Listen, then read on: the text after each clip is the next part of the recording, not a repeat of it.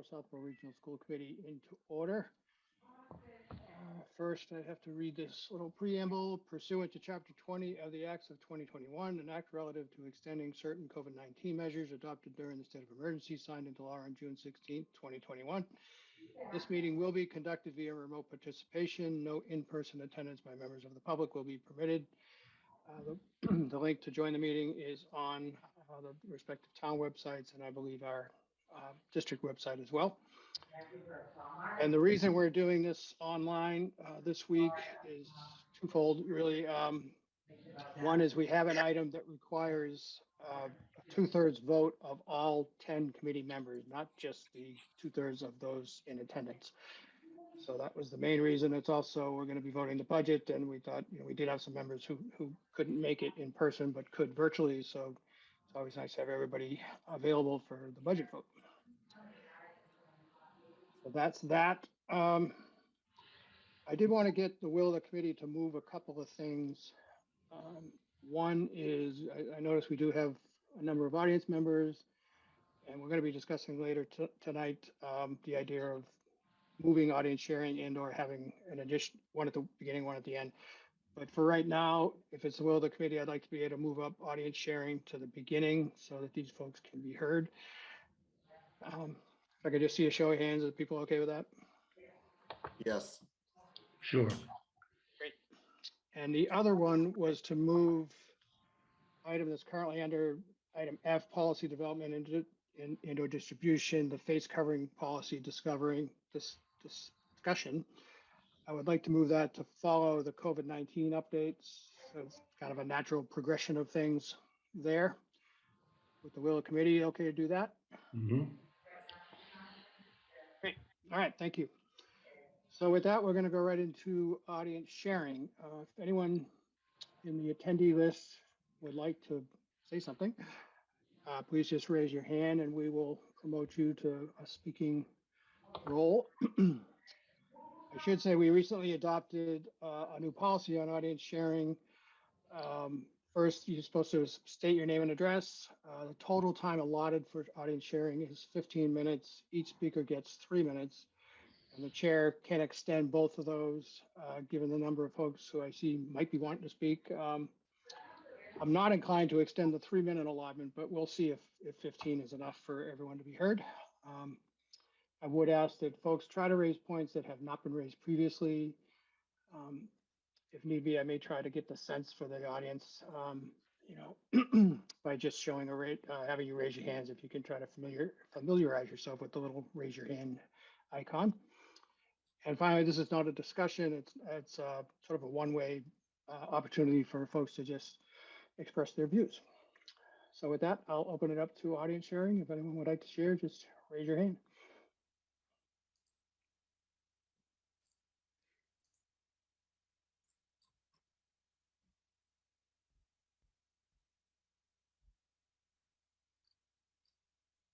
Kathleen Howland, I see you, but that's it.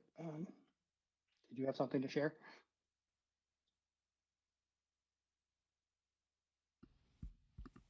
No, I don't. Sorry, it was left over. Okay. Oh, I see one, Kevin Robbins. Yeah, hi. Yeah, thanks for giving me the opportunity to speak. Yeah, I just want to say, basically 2 years in to the pandemic, a lot has changed. First of all, we're dealing with a different variant, so it's really not the same COVID that we were dealing with 2 years ago. In addition to that, we have a lot of tools in the toolbox to treat it. We have vaccines available to most of our society, and we also know how to treat it, from the medical side too. There are other drugs that are on, emergency use authorized to treat it as well. And, mainly I just want to focus on, the risk to kids, or mostly lack of risk to kids, and how we've been imposing on the learning environment with the mask, basically. And For instance, I just like to, cite some other data, um, that is certainly highlighting what are, greater risks to kids. For instance, if we're looking at children 0 to the age of 14 years old, um, as a multiple of the COVID death rate, motor vehicle accidents are 11x to 0 to 5-year-olds. 14 to 5-year-olds, it's 10.5x the death rate compared to COVID. Similarly, we've got homicide, 9.5x the death rate, kids 0 to 5 compared to COVID. Suicide, unfortunately, is actually much more deadly to children in the 5 to 14-year-old range. That's actually a 6.5x multiple compared to COVID. Homicide is a 5x multiple to COVID for 5 to 14-year-olds, and 0 to 5-year-olds is 9.5 times more deadly to kids compared to COVID. And then also accidental drug overdose, 2 times more deadly to kids 0 to 5. And then it's basically on par with kids 5 to 14-year-olds. So, just looking at the absolute risks to kids, we know it's, COVID is, the risk to kids is really, really low. And in considering all the risks out there, there's, our energy should be focused on other things when we look at, all of the data in terms of, what is a threat to our kids. And, first thing we can look at is motor vehicles. We actually send our kids on school buses without seatbelts, and we don't think about it at all, right? We think nothing of it. It's just the norm, right? But actually, kids are more likely to die in a motor vehicle accident, at 11x compared to COVID. So I think, a lot of the mandates are coming from higher up where, the risks may be higher to those individuals in society. But we really got to think about, what are the real risks to our kids, and is our response appropriate to the current situation, where we're dealing with, a virus that is less virulent. Most of society by now has some immunity in one way or another.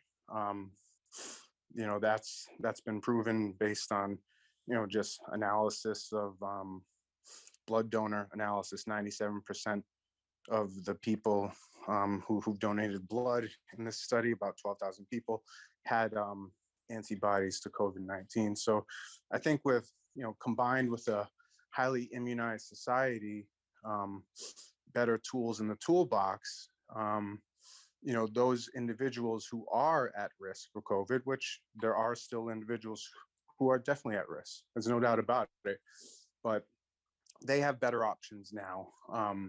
So in addition to being, triple vaccinated, having access to N95 masks, there's also, 2 emergency use antiviral drugs. And in both of those studies, none of the study participants died, where there were deaths in the controlled group. So I'll refer to the Pfizer drug, where, I'm going to have to ask you to wrap it up, if you would, please.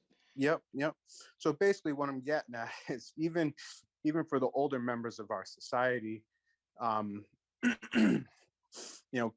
COVID is not what it was 2 years ago. And I'd just like to say, I believe it's time that, we give some normalcy to our kids, and in light of that, and actually begin to focus on the real risk to kids, which are motor vehicle accidents, suicide, drug overdose, and homicide. Okay, thank you. Yep. See another hand, Cassie Mello. followed by Eric Portner. Hi. So, Kathy, could you, I neglected to ask Kevin for his address, but could you please do that? 10 Birchwood Drive. In which in town? Southborough. Thank you. Go ahead. Okay, so I believe Mr. Robbins made some good points about the low concern to kids, but I would say many of their family members may still be at high risk. And in terms of safety at school, I'd much rather wear masks than become sick, especially when so many people I know who've gotten sick and had next to no symptoms still missed a good amount of their education. Overall, I think health is important, and I'd much rather be safe than sorry in any scenario. Thank you. Thank you. And Eric Portner.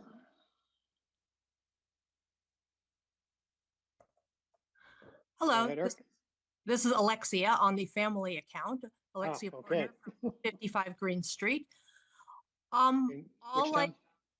Northborough. Thank you. My input is just that children do not go home and live in efficiency apartments. They're part of families. They're part of communities. I feel that the task of public school is not only to educate children, but to raise citizens.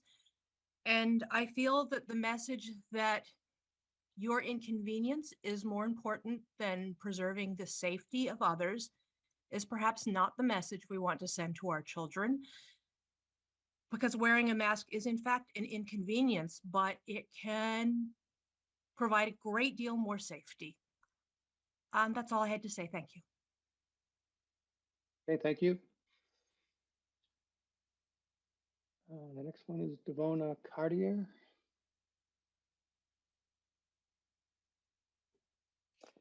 Hi, my name is Devona. I live 14 John Street in Southborough. Thank you. Go ahead. I would like to speak in support of keeping the mask mandate.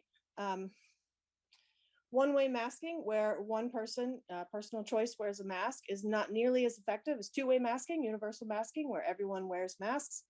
I know for our family personally, I have a child who does not have access to vaccines as of yet. Like my family and many other families, we have vulnerable members in our family. Even if we are all vaccinated, we are still vulnerable to not just getting a mild case of COVID if that happens. And in order for me to be able to send my child to school, I need some reassurance that the school is doing everything that it can to lower the risk, not only to my child, but also to my family, being that this is an extraordinary time, not just your average time. Not only that, but there are a lot of vulnerable families, not just vulnerable children in the school system itself, who need the extra protection of universal masking, not just a personal choice mask, but also family members in those children's households that need that extra protection. And I thank you for your time. Okay, thank you. I believe John Rossman is next. Hello, John Rossman, 120 Northborough Road, Southborough. Thank you. Go ahead. I would just like to reiterate what Kevin Robbins said. We now know per CDC data that children are at a astronomically low risk of dying from COVID-19. More children die from drowning, for example, sad to say. We know that they're at a very, very low risk of hospitalization as well per CDC data. Risk as much as the flu.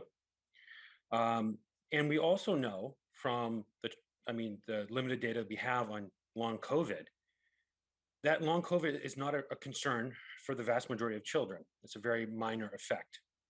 We do know, and this has been stated before, we have a massive mental health problem. And I would strongly urge to remove the mask mandate. Now, that doesn't mean people can't wear masks. We know from the only large randomized controlled trials of masks, cloth masks have shown no benefit. This is the Danish trial, although the Danish trial was statistically not powered to detect that. And from the Bangladesh trial, it only saw a modest 10% reduction in relative risk, but that was not with the clothing mask. So if people want to wear, children want to wear masks, certainly they should. They should wear a high quality mask. People have been, who deal with aerosols, been calling for this from day one. And I think furthermore, we have to be realistic about the mental health effects by treating children the same way we treat someone who's 80-year old, you know, universal masking, et cetera. I mean, that's a 10,000-fold difference in risk. We have to be very careful about the interventions and the level of evidence required for these interventions when we have no data to support this. And I'm specifically talking about cloth masks, for example. Even surgical masks have very poor evidence for it. Thank you. Okay, thank you. I believe Devona Cartier is next. Oh no, we already did that, right? Sorry. Jody Chase.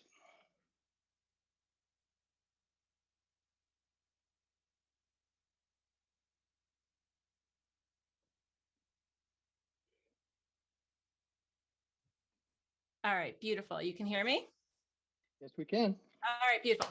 My name is Jody Chase. I live on Sears Road in Southborough. My husband and I have two kids in the district, 9th and 3rd grades, and they're listening tonight because I believe in teaching the difference between schooling and education. I have never been a political person. I always accepted facts as facts. I was a rule follower and always deferred important decisions to the experts because they knew better than I and were always aligned with my best interests, right? Well, over the last 2 years, I've gained a lifetime's worth of re-education. And if others listening remember just one thing from my share, I hope it's to start thinking for yourselves. Stop accepting mandates and policies as gospel and law. Raise your awareness of the power and the destruction that fear, greed, and ego have brought to this community, our homes, and our schools. And I'm going to spend my 3 minutes on 3 areas: real science, the real price our kids have paid from being forced to mask, and then I want to speak to you as a mother. So for the science, supporters of masking in schools claim that they save lives and stop the virus. We don't have time to go down this rabbit hole, but suffice to say that there are many studies that demonstrate masks offer negligible, if any, protection. Instead, I want to raise your awareness around 2 concepts in medicine and science that should have always guided our decision-making for the last 2 years. First up is the Hippocratic Oath, keep from harm and injustice. This is an oath supposedly held sacred by all medical professionals. Prescribe only beneficial interventions. Any intervention must have demonstrated benefits, not just we think it doesn't harm and it might help. I've looked diligently for 23 months and I cannot find a single study that shows my kids are better off masked than unmasked. Secondly is the precautionary principle. In my business every day, I teach people to remove toxins from their lives through the products they use. I'm aligned with a brand that's 100% free of toxins guaranteed. If there's an ingredient that's questionable, we don't use it. That's the precautionary principle at work. Assume it's harmful until you know it's safe. Why has our district not approached masking the same way?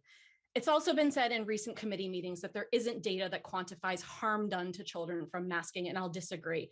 Thousands of scientists, medical professionals, and epidemiologists have accumulated data showing they are harmful, both short and long term. In fact, there's an LA-based group called PERC. They have an 18-page booklet on adverse effects of mask wearing in children. I was going to give you each a printed copy, but you changed this meeting last minute from in-person to Zoom.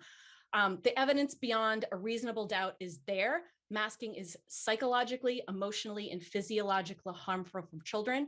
Panic attacks, stress, fear, insomnia, depression, inability to pay attention, and a 334% increase in self-harm ages 13 to 18.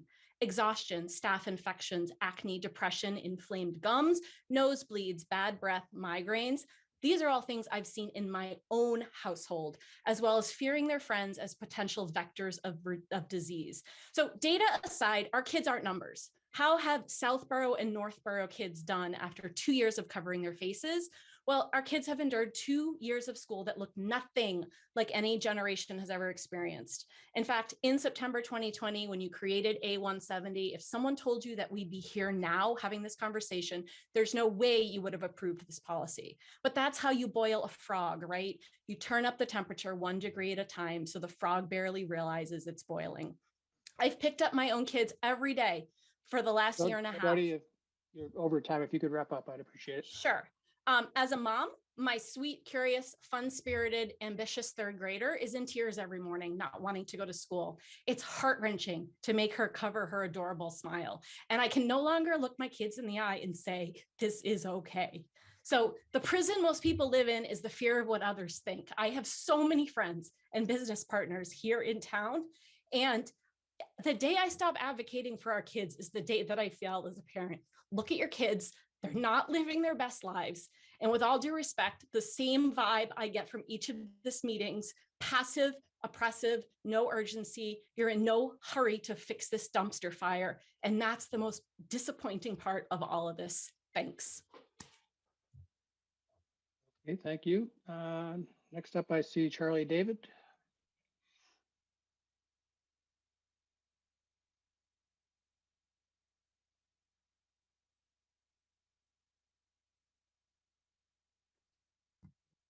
Hey, Paul, can you hear me?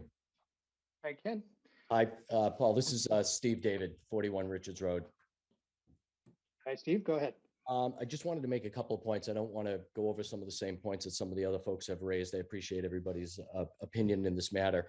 I want to just key on a couple of items that I think just help to round out the conversation a bit more.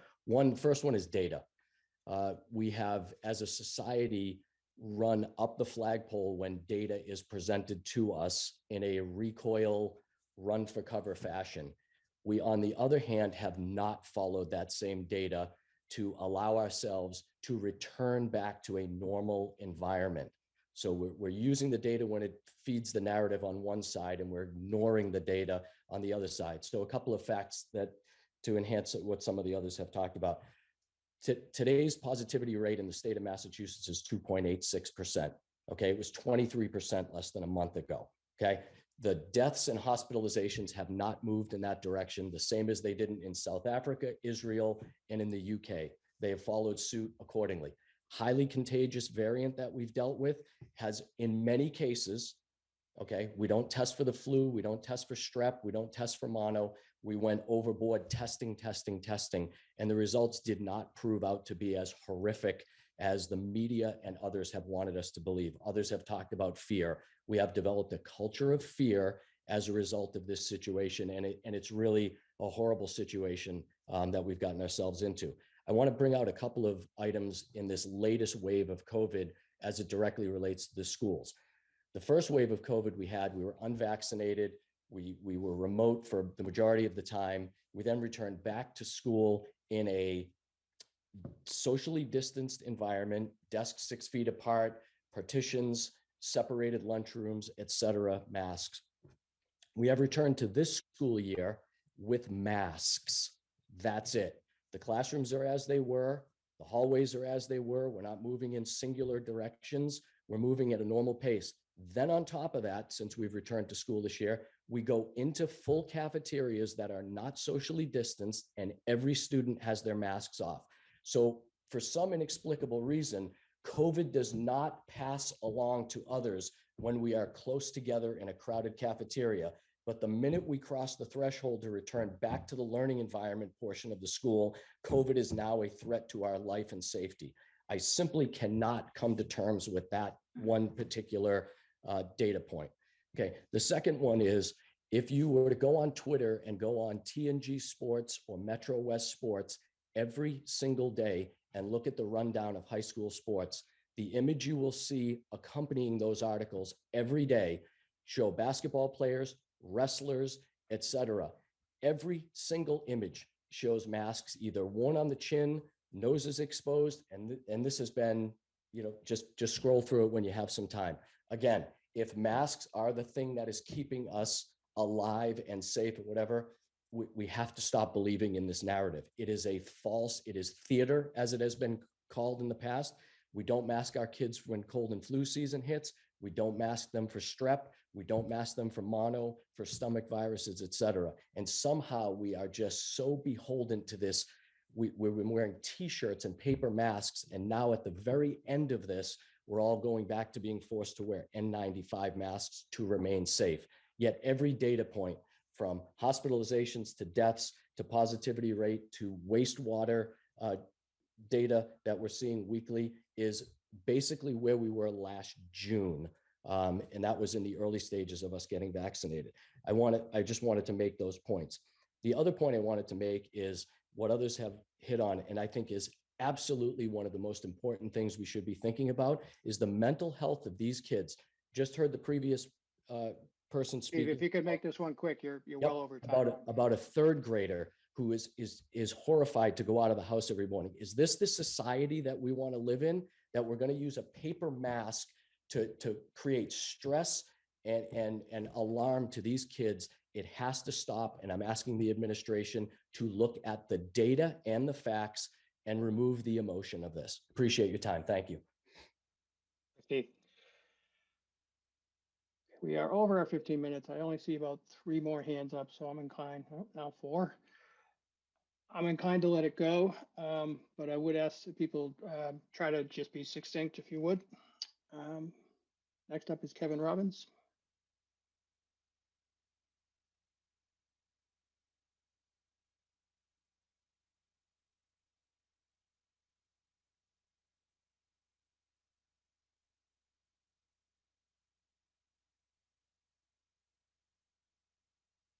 I guess we had Ben. Sorry. Yeah, good evening. I was a little startled by Sorry, could you just state your name and address, please? yeah, I apologize. Ben Garangelli. I live on Central Street in Southborough. I've spoken to you guys before. The last time I spoke to you, I explained that it was my feeling that the 10 person school board that we have is probably the most significant school board we've ever had in the history of the towns of Northborough and Southborough. And there's a lot of pressure on you.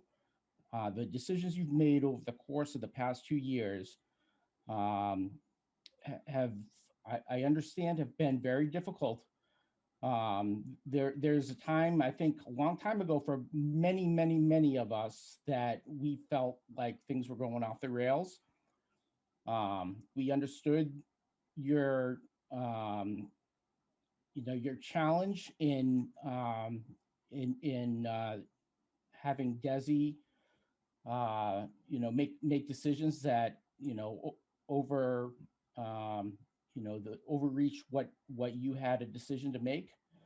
Those things actually maybe became a shield. And I want to express to you that we are excuse me, I'm sorry. I didn't have my notes ready because of the rearrangements of the agenda, which is for the second time this happened to me. We're proceeding down a path right now where it is crystal clear that that the masking, the social distancing, every single one of the protocols that are in place right now are outweighing and are not doing any good, and they're in the harms that are caused by them are significant. At this point, I just want to echo what John, Charlie, and especially Jody said. Those words ring so true for so many families, and that's just the tip of the iceberg. I really want you to focus and think about what they have said. It's so important, and that's all I have to say today. Okay, thank you. And I think that brings us to Jessica Fanoff.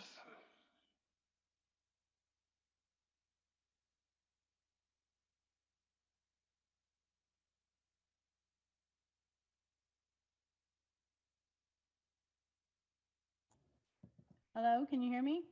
Yep, just state your name and address, please. Jessica Fanoff, Parkville Road in Southborough. I am definitely for removing masks for everyone. My main concern is from an educational focus. I have a daughter who is struggling with phonics and seeing her teacher's mouth move when she's learning how to speak words. I also have a nephew who has special needs and he has hearing issues, so he relies on seeing lips to learn, and he cannot do that in his classroom. So his education is regressing. I feel that these kids it's important for them right now to be learning social cues and seeing facial expressions, and that's not happening. And that's very important in this development for these kids. So that's all I have to say. Thank you. Okay, thank you. I believe Carol is next.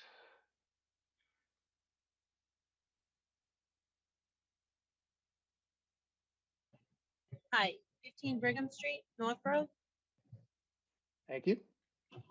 I just want to say thank you to the team for getting us as far as you've gotten us. Very much appreciated. And, I don't envy the position you're in. I am an employee of the schools. I have kids in the schools. I just wish that when you do make the decision, you do factor in the numbers that are going on and possibly, any new variants. I'm not sure where I stand on the whole mask unmask, but I just wanted to give my 2 cents. And again, thank you for all that you've done. Okay, thank you. And Ella, I believe, is next.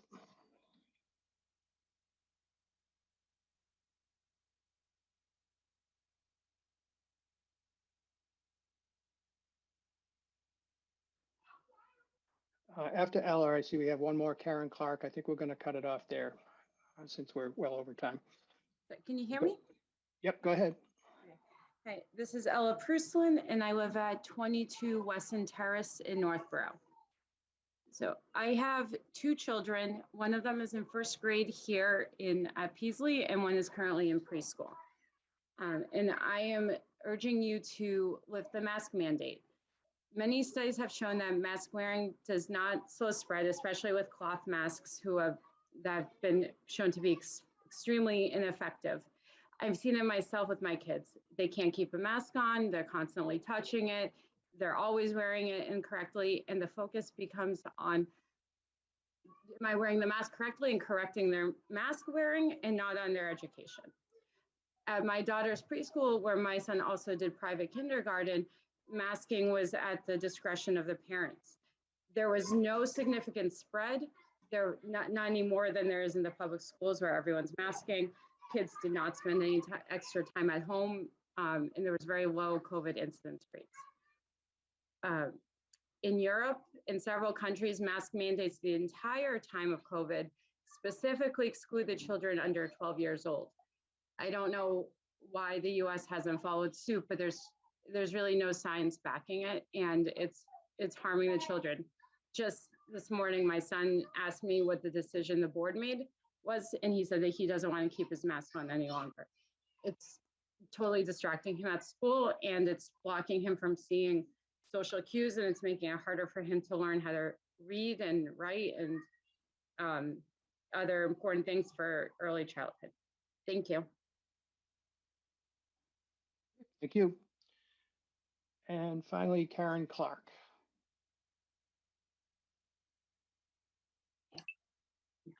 So this is actually Karen's husband, Casey. I don't have prepared remarks, Could you just but I did. Could you just state your address, please?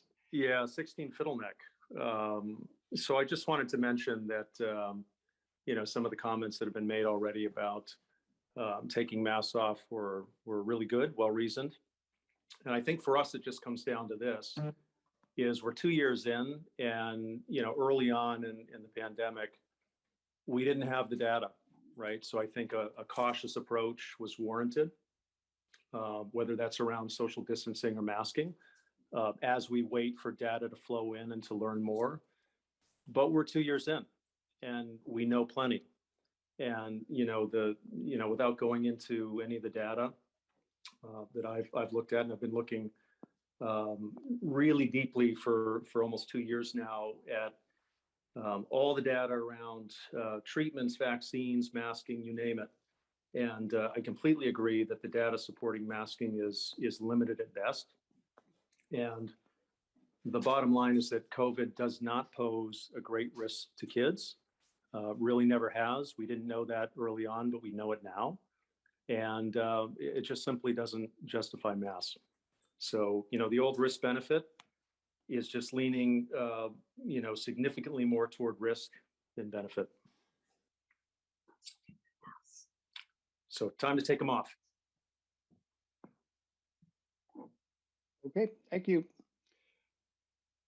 As I said, I think we're going to cut it off there. I think we have a good cross section of comments on both sides. And I should say, on top of that, we've had quite a few emails from folks over the last week or so that I've sent to all the members. So I'm comfortable that we've heard from both sides on this issue. And I think we should move on with the rest of our agenda, which will include even more discussion on this. So the next item on the agenda is action on minutes.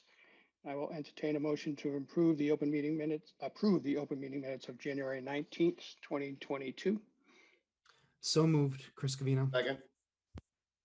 Moved by Chris, seconded by Dan Kalenda. Any discussion?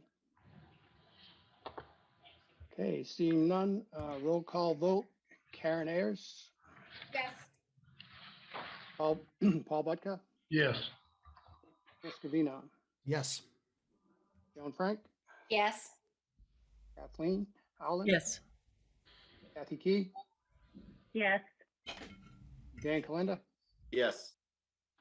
John O'Shea. Yes. Kathleen Polichko. Yes. And Desmond is a yes, so that passes unanimously. Education policy, we have none at this time, which brings us to new business, beginning with the COVID-19 update. I will turn it over to the superintendent. Thank you, Chairman Desmond. So this evening we have an update from Mary Ellen Duggan around our COVID-19 data, as well as a update from the medical advisory team and a recommendation around the masking and a reasonable off-ramp. I also just would like to point out, in addition to the public comment, the school committee did have access to all of the information that was submitted via the survey. So the school committee did have the input and feedback that the community wanted the school committee to consider as it made a decision around the off-ramp. So at this point, I will turn it over to Mary Ellen Duggan, who will present an update. And we will also ask the medical advisory team members to join for any questions that the committee members may have. Mr. Martineau, do you want to share your screen or would you like me to share mine? I just made you the co-host. Perfect. Mary Ellen, who from medical advisory are you expecting to promote? I believe Dr. Ciarinello, Dr. Medina would be the two that I'm expecting. Okay. Thank you, because some of them have declined, so I just didn't want to promote the wrong people. Thank you.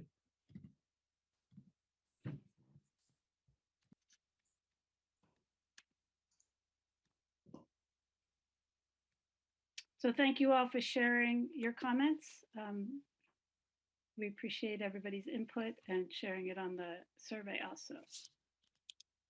So when we, as you know, from the past few times we've presented, what data does the medical advisory team look at when we're making any of our recommendations? We look at the case counts and the trends, both in the school, the town, and the state. We look at absenteeism rates, both students and staff. We look at our vaccination rates. We look at any clusters of cases, any potential or probable in-school transmission, and other factors such as sewage data, hospital capacity, and deaths.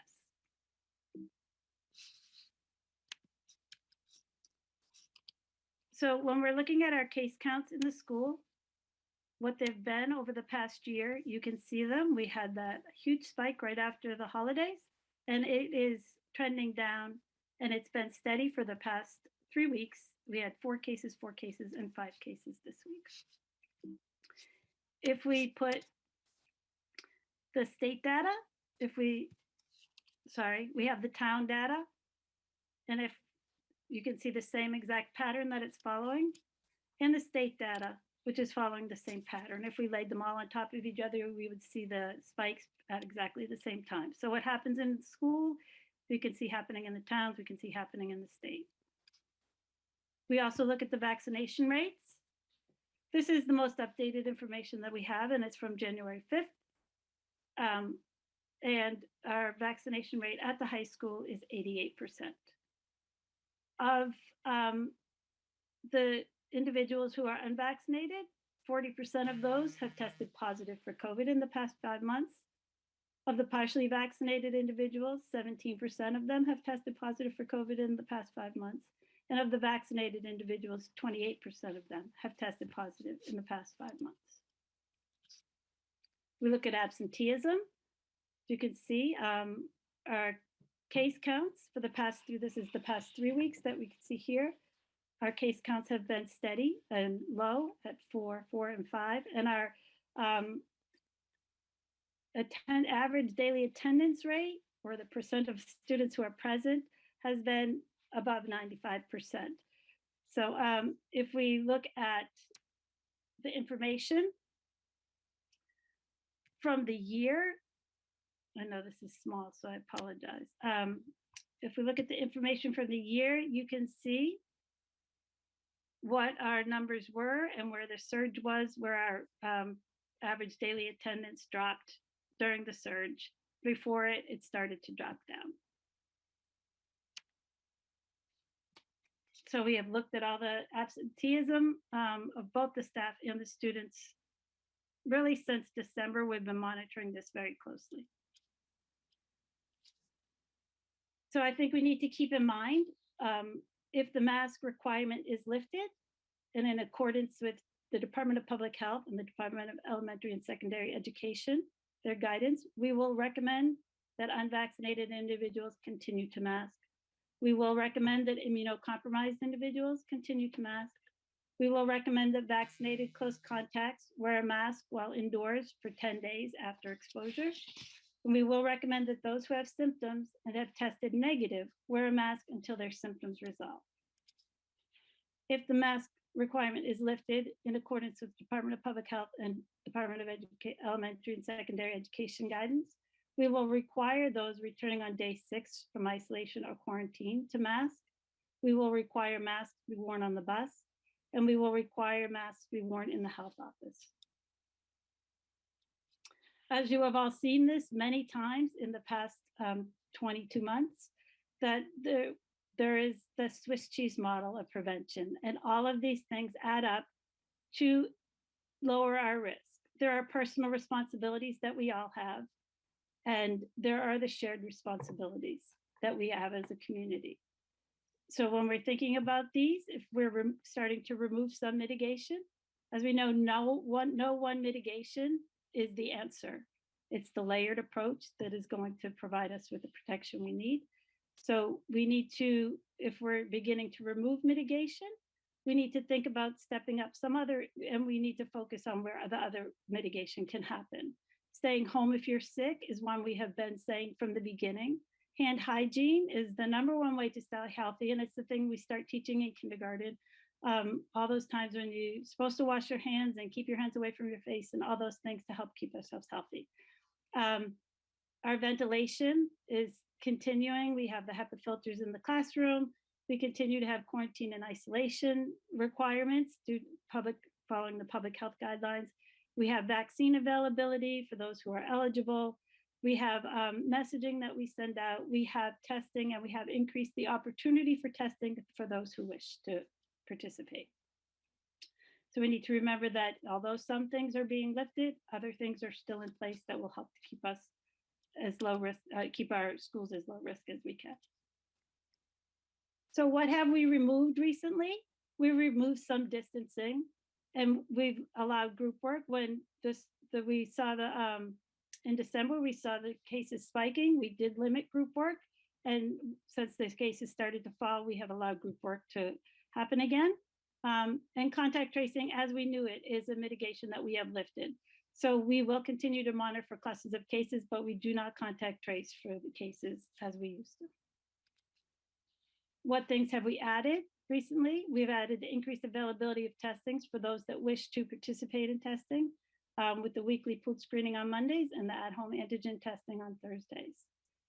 The other thing that we have added as a safety measure is require a negative antigen test to return to school after a shortened 5-day isolation. So when you're returning on day 6 after a shortened isolation, we are requiring a negative test.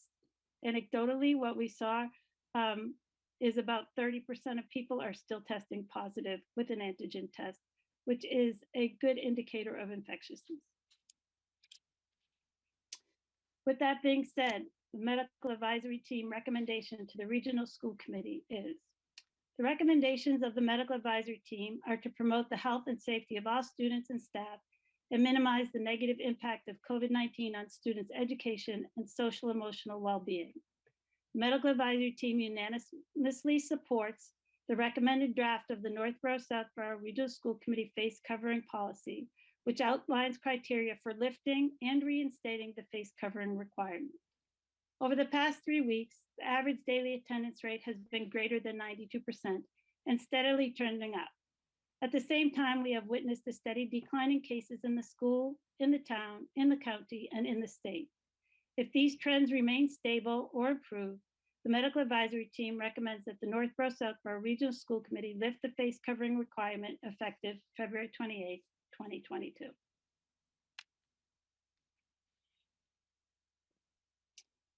And I am open for any questions, as is Dr. Medina and Dr. Ciarinello are both here for any questions you might have. Thank you.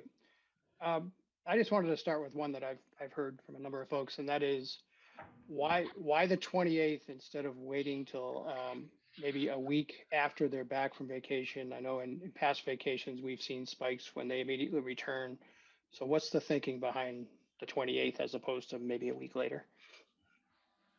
So when we looked back at the data, we actually did not see, barring winter break that just happened with the Omicron surge, we did not see a significant spike after breaks last year.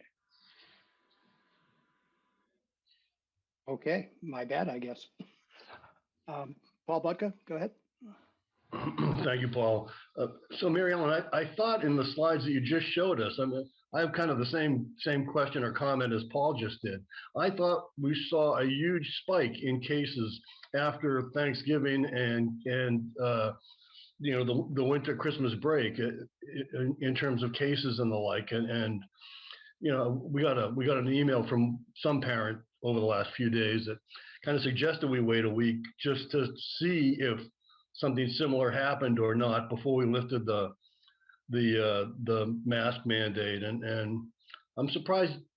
I mean, I feel the same way as Paul. I thought we had a pretty big jump. And, you know, February vacation is a time where people are going to be traveling, kids are going to be getting together with extended families in some cases, just as happens at Thanksgiving and just as happens over Christmas and New Year's. And so, yeah, I mean, I would make the same comment as Paul and tell you that I'm a bit surprised that you don't think the same. So I can, I'll just give you our case counts from those times. The weeks we had a spike were in September, and that was after, at the high school we're speaking, and that was after the Apple Fest. There happened to be, that was a community gathering. We saw a spike after that. After Halloween this year, the week of 10/28 to 11/3, the high school had 0 cases. From 11/4 to 11/10, they had 0 cases. From 11/11 to 11/17, they had 2 cases. From 11/18 to 11/24, they had 1 case. And from 11/25 to 12/1, they had 4 cases. So the spike, the highest case count we saw was in September. And it was the week of September 23rd to the 29th. That's barring the holiday break and Omicron. So, I mean, that's a totally different story when we think about December. Our highest case count in December was the week of break. So the week of break was our highest number, and then it has slowly come down since then. All right, thanks. I thought I'd seen different with the graphs. Appreciate it. Dan Kalenda, go ahead. Thank you, Paul, and thank you, Mary Ellen. So, and to that point that Paul made, I mean, there's always going to be something. There's always going to be some event. There's always going to be, whether it's coming off of a break or there's a major sporting event that a lot of the students went to, or there's always going to be something where we could say, let's keep those masks on for just one more week. Well, how about one more month? And I think what we've heard, not only from so many parents that have sent emails in, but the parents we've heard from tonight, very impassioned parents who quite frankly know what's best for their students, for their kids. And so my question is not why are we waiting an extra week, but I could ask the question in the reverse. Why are we waiting to the 28th? But what my main question, Mary Ellen, is you had identified a percentage in your presentation, and the percentage relates to absentees. And so first of all, I'm quite confident that not every absentee is directly related to COVID. So if you could answer that. And then why the percentage that you picked? Did that come from some science, some data? Did it come from the state? Did you in the team pick it yourself? I'm afraid that if the percentage is artificially too high, that we're going to then take the mask off in possibly 2 weeks, but then put them right back on because the percentage was artificially too high. And I also would like you to answer, even if some students are out, and even if that percentage goes to say 90%. I don't believe that these students are being hospitalized. I don't believe they're on ventilators. I don't believe that this is something that in this variant in particular is something that is dramatically different than the common cold at this point or the flu. So, are we doing the same thing for kids who have the cold or the flu? And at some point, and I think that the team and you and others are recognizing, there's also an issue with the masks themselves and the negative effects that those have. And I don't believe that they are outweighing.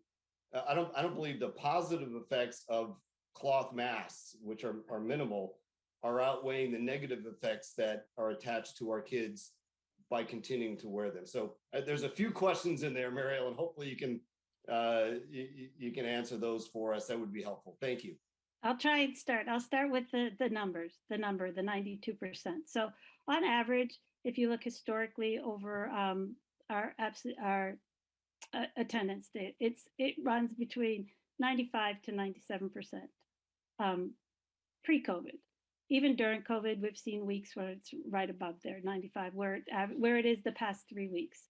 So when pre-COVID, if we do monitor why students are out, whether it's an illness, whether it's not medical, non-medical, whatever the reason would be, it is monitored for that reason. When it's flu season, we do track flu symptoms when people are out with flu symptoms. This is pre-COVID, we did track it so that we could monitor. And when we got to a certain percentage, when your school has a certain number of absenteeism, that raises a flag for you. That's like, okay, we need to dig a little bit deeper. We need to find out why. So when we got to a certain percentage, usually between 7 and 10% at a school, we would call the epidemiologist on call. This is pre-COVID, whether, if it was flu, if it was pertussis, if it was chickenpox, if there's anything going on, we would defer to the epidemiologist at the Department of Public Health and go with their advice of what to do. Has there been talk before, as Mr. Lavoie will tell you, when he was principal, there was talk about, because of so much flu, that they were going to have to do something at the middle school. So this has been a conversation all along, and we do watch the absenteeism trends during flu season, cold season, norovirus, whenever there is some kind of infectious process that we might see a higher number of cases on. So when we looked at that, when we were trying to see what number would be a reasonable number and what number aligned with the increase in case counts, that was where we had the 92. So when it gets to 92%, as you'll see in the policy that will come up, what the medical advisory team will do, we look at all of those numbers. We dive a little bit deeper in to see what are the absentee, was it senior skip day that added to it? Was it the day before a break that added to the absenteeisms? Was there a threat in surrounding community that made people unsafe and feel like they were unsafe to come to school? So we do look at all of those data, and we do look at all of those reasons, those other reasons why the absenteeism could have been increased when we take into account. There are weeks, where the numbers were right about 92, that we would have said, oh, the case count is only 1. So it's not COVID that's causing this, right? It's not COVID that's causing this absenteeism. So I think that when we compared them, it seemed that when it was below 90 was when the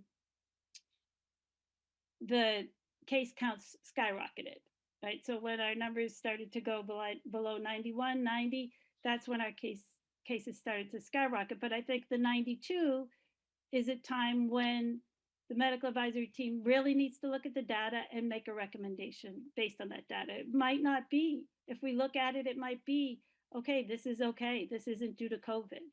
We don't need to really do anything right now. So I think that will come across with the reading of the policy a little bit clearer for that answer. But does that kind of answer it, Dan? It does. Thank you, Mary. Okay.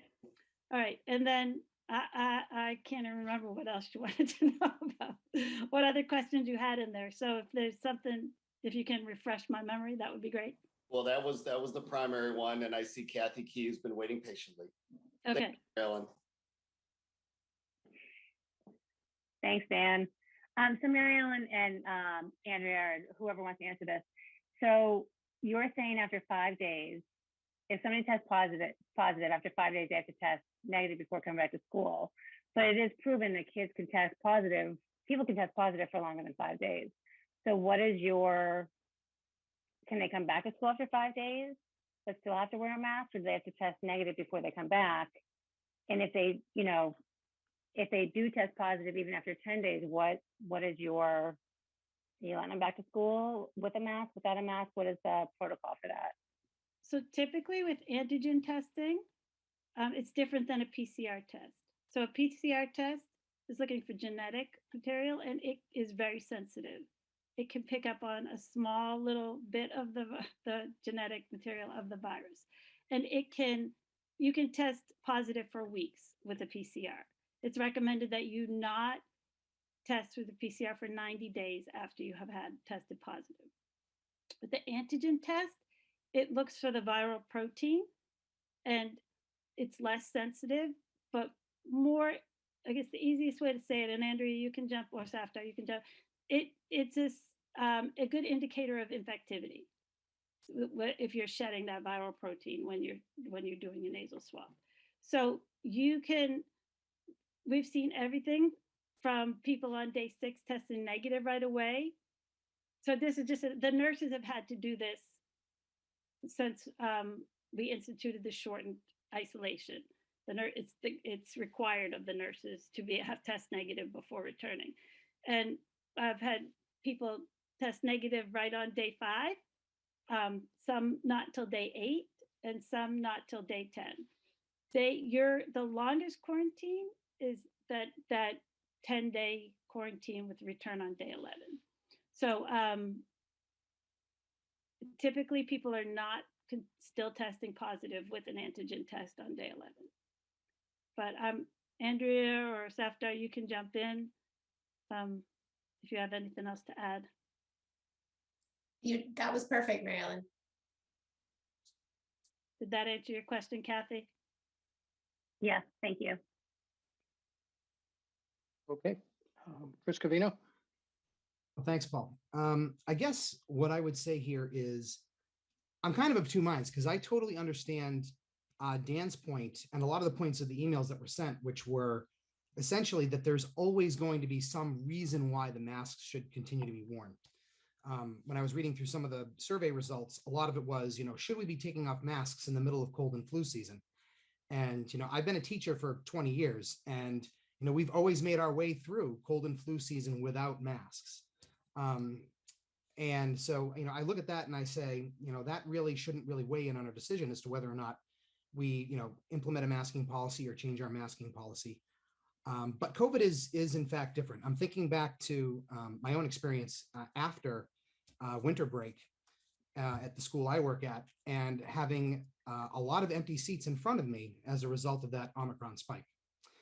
And I have actually had people, which people usually don't reach out from the community to me to express their opinion, but I have heard from people in this particular case where they definitely were asking the same question that, Paul Desmond asked and Paul Butka asked, which is after break, where you've had people mingling or traveling to different locations, coming back and literally coming right back into an unmasked environment. Are we going to run the risk of spreading it, regardless of whether or not, those symptoms result in asymptomatic infection or symptomatic infections? I have seen, granted, I have not seen hospitalizations with any of my students, but I have seen some pretty significant infections where students have been out for a multitude of weeks as a result in an effort to recover from this. And so I guess my question would be, I, first of all, don't want to keep the mask mandate forever. I think that it has to end at some point and we have to return to a degree of normalcy. But I guess what I'm really asking, Mary Ellen, is there any data or would there be a good reason to support holding off on changing our policy until March 7th? Or would you say the medical advisory team is very comfortable in saying, you know what, it's not going to make a difference whether it's the 28th that we change it or March 7th? I guess that really is my question, because if there is no difference and you don't expect there to be any difference, I don't see any reason why we shouldn't change our policy effective the 28th in alignment with the state. So I'm curious as to your take on that. So there are a lot of things there. I'll start and then I'll let Dr. Medina and Dr. Ciarinello. We did discuss this back and forth many times, right? And when we look at what happened after breaks, we didn't have that information to say this is what happened, and it's hard to compare this year to last year, right? So we were different. There was only half the amount of kids in school half the time. So we quarantined people after vacations. If they traveled, we made them quarantine, we made them test. And when we looked at that data of all the people we quarantined last year with our travel policy, because ours was stricter, there were only 2 people that tested positive after travel.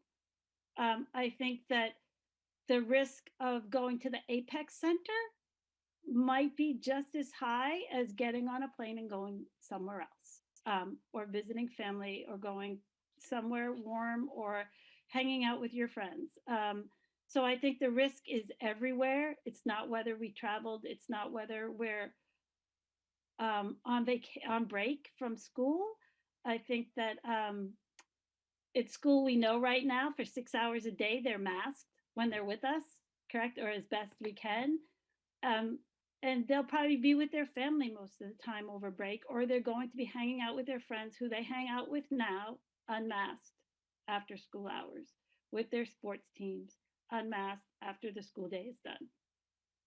So I think that we felt comfortable as long with the caveat that it remains stable or improves, right? So if we start to see that trend up in case counts, then we really need to rethink it. And I think when we get to read the updated policy, you'll see that we would look at that and have the ability like to say, okay, this isn't the time. This isn't really a great time to do this.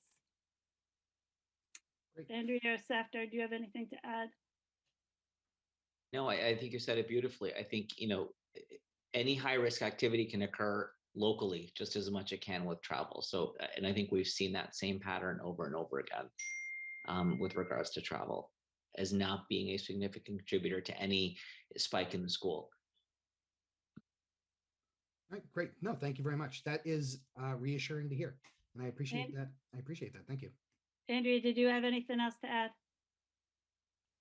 I was just going to add that we talked a little bit about many people have signed up for their at-home antigen testing and asking folks to test before they come back from the break.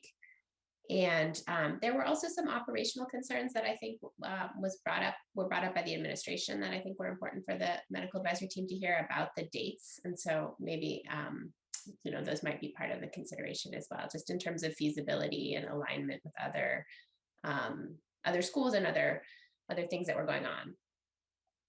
So I think like the MIAA is lifting their mask mandate on the 28th to align with the DESE and DPH. I think that we looked at that factored in to what our discussion. I think that waiting a week this is the same discussions we had last year. Like, should we extend vacation, right?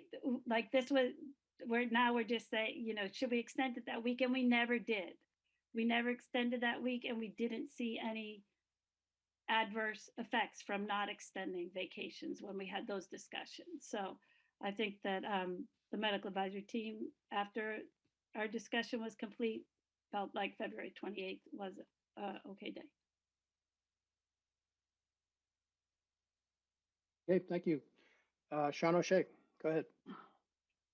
I guess, Paul and Greg, I'm just, there were a lot of recommendations. So I'm just wondering, is a policy recommendation, there was a recommendation made by the medical advisory team, and then there were all these other recommendations. So I'm wondering, is there anything put forward right now, and what are we procedurally doing? So in terms of, so maybe that was too general too, but Mary Ellen put, because she had a very formal recommendation to remove the mask on the 28th, but then there were also recommendations about testing on the 5th day, people wearing masks when they return under certain circumstances, and all of those things. So I'm just wondering what is our place to consider? So I'll summarize. So it was important for the school committee to hear the medical advisory team's recommendation before kind of reviewing its policy. What is requiring face masking currently is the policy that is in existence. So the school committee will need to either rescind or modify that policy as it stands today. The medical advisory team's recommendation is in alignment with the policy. And we have met the criteria based on what the policy outlines. So I think the next step is to review the policy, and if it's the will of the committee to discuss and potentially vote the policy in place. In terms of the recommendations that Mary Ellen outlined in terms of when masks are required, that is from the DPH and also DESE and some federal requirements that regardless of the vote this evening, there are some requirements regardless. Can I just follow up on that, Paul? So I just want to make sure all of those requirements are not any more restrictive than the department, DPH, Mass, DPH, local, Board of Health, or DESE, are they? None of the masking ones are. The testing one is? The testing one is. Okay. And that is not our, we haven't voted on that part. That's correct. Okay. Okay, and procedurally, I mean, we're going to take up the mask policy after this discussion, and then I assume all these other things if we need to. Kathleen Howland, go ahead. Thank you. I'm looking forward to these next steps, and I know that Desi's, from what you've said, recommending bus masking, and I'm wondering about the arts program because they have suffered so much not being able to play or sing together. Well, if the masking is being recommended to be lifted for those programs. I believe if the mask requirement is lifted, it's lifted for everybody except for where those places it's mandated either by Department of Public Health or DESI or federal regulations. Okay, thank you, Mary Ellen. Okay, I don't see any other hands up. Anyone else from the medical advisory team want to say anything else? Safdar, Andrea, since you were good enough to be here. I don't think that we're really talking about the testing policies tonight, but I want to flag that they're consistent with DESI's permitted language. So they have some flexibility in their language where certain things are not required, but they may be recommended or encouraged or considered. So I think all of the elements that Mary Ellen presented are consistent with one of those levels of recommendation from DESI. Nothing is too far afield from there. Okay. Greg, did you have something to add? I just want to take a minute and thank our medical advisory team. They have met every week since the beginning of the pandemic, and they have provided their expertise and knowledge to the district, their parents, citizens, and also medical experts with trained backgrounds. We have epidemiologists, we have emergency doctors, we have pediatricians, we have a broad section of different practices. So I just want to thank the medical advisory team, and the district has been very fortunate as a result of they're willing to volunteer their time and expertise during a very challenging, unprecedented time. So just thank you. Couldn't agree more with that. We have a couple more comments. Joan, go ahead. Thank you, Paul. Mary Ellen, is it correct that it is a federal regulation that the mask will be worn on the buses? Is that a federal regulation? It is the wording of this is really hard to say what it is. It is a CDC order that has been backed by the president. So I'm not sure if it's called a federal mandate, a federal regulation. I don't know the exact wording. So, but as of this time, they are required on the buses, and that is in effect until March 18th. So does that means that the students that take the buses to and from school would have to wear them? And also if we have any extracurricular activities or sport events that the students are traveling to, they would have to wear a mask on that bus, correct? Correct. Okay, So thank Mary you. Ellen, I'll just add that it is a commissioner's order for masks to be worn on buses. We take our charges from the Commissioner of Education. Where it is from, I'm not sure, but it is our responsibility to follow DESI guidelines, and masking on buses is part of the Department of Elementary and Secondary Education's guidelines at this time. And just in closing, I'd just like to say, Mary Ellen, thanks to you and to the whole entire medical advisory team for everything that you've done for the past 2 years. And I think that was quite evident through all the responses that came through, even from the student council survey that we had that they sent to us, and even from all the parents. They were always given the accolades, no matter what side they are on this masking policy. And so they would like to thank you also. It was quite evident you've gotten us through a really hard time. So thank you very much. Okay, thanks, Joan. Karen, go ahead. Yeah, I just was gonna say thanks again to the medical advisory team, and also to everyone who has written in. We had tremendous we had response to the survey that Greg had sent out, and additional emails, and thanks to the students, Lindsay and Ben, for the student council, because that's really important and we need to hear from them. and also the teachers, because it's everybody that we're trying to keep safe, right? And so also hearing from the teachers is really important, and they had that same concern, which was my concern that Paul and Chris and Dan brought up about coming after vacation.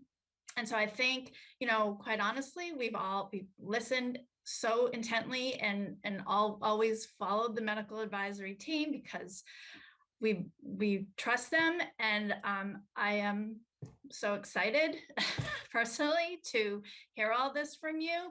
And, I do agree that every year we've gotten more tools in the toolbox, and now we have one of the highest vaccination rates in the States for our kids.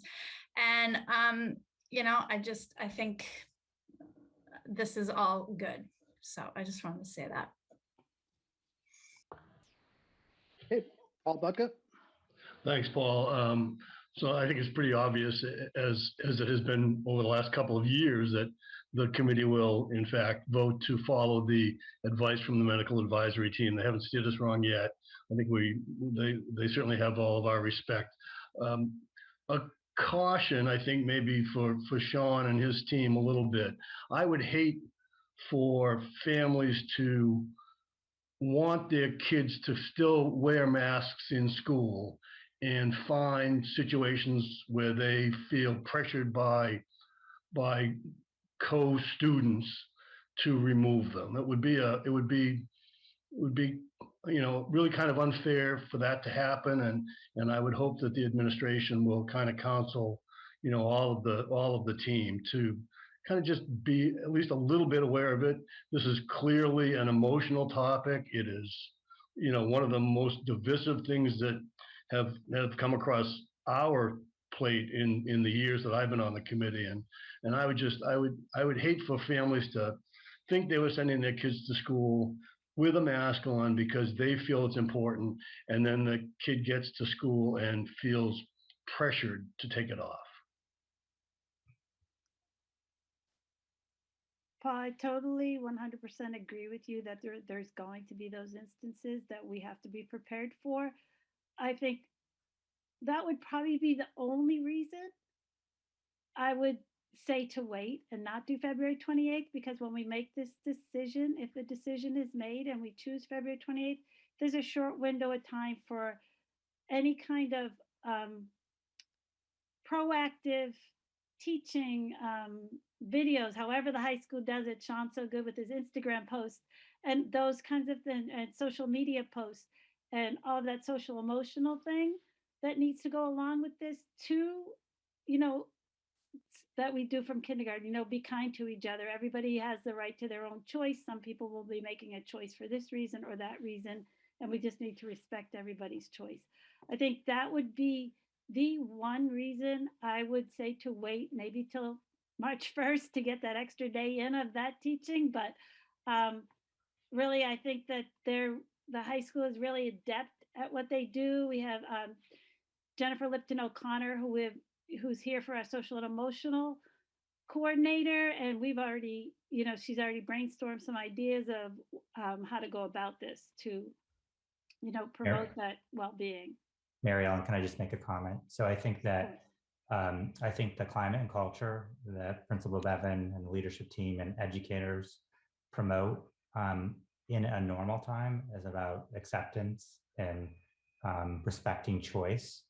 I see that this is really another opportunity for our students to kind of engage in that civic process and being respectful of people's choice, a choice not to wear a mask or a choice to wear a mask. And I have no doubt that students will rise to the occasion. I have no doubt that the leadership team will rise to the occasion, and that if there are issues that come about, that they'll be addressed appropriately by Principal Bevan and the team. Yeah, and thank you for those kind words, both Greg and Mary Ellen. I think we're prepared for this, and I don't anticipate that the number of kids or adults wearing masks, whenever it changes, will be a small one. I think you're going to be looking at dozens or hundreds of people participating in masking probably through to the end of the year. So I think when you have a large chunk of your population doing a thing, It can, there's power in numbers there. And our kids are, they're not all perfect, but they're generally pretty kind, and they're not looking to pick out a student for doing something that might seem like a vulnerability.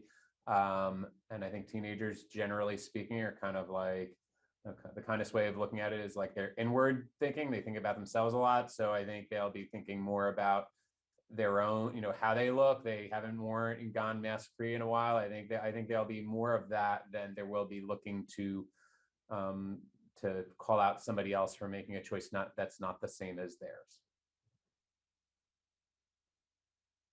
All right, thank you. Joan, is that hand just left over up, or did you have something else? I forgot to lower my hand. Thank you, Paul. Okay, no problem. Dan Kalenda? I'll lower it now, Paul, after hearing from both Greg and Sean. That was perfect. Thank you, gentlemen. All right, thank you. And Lindsay?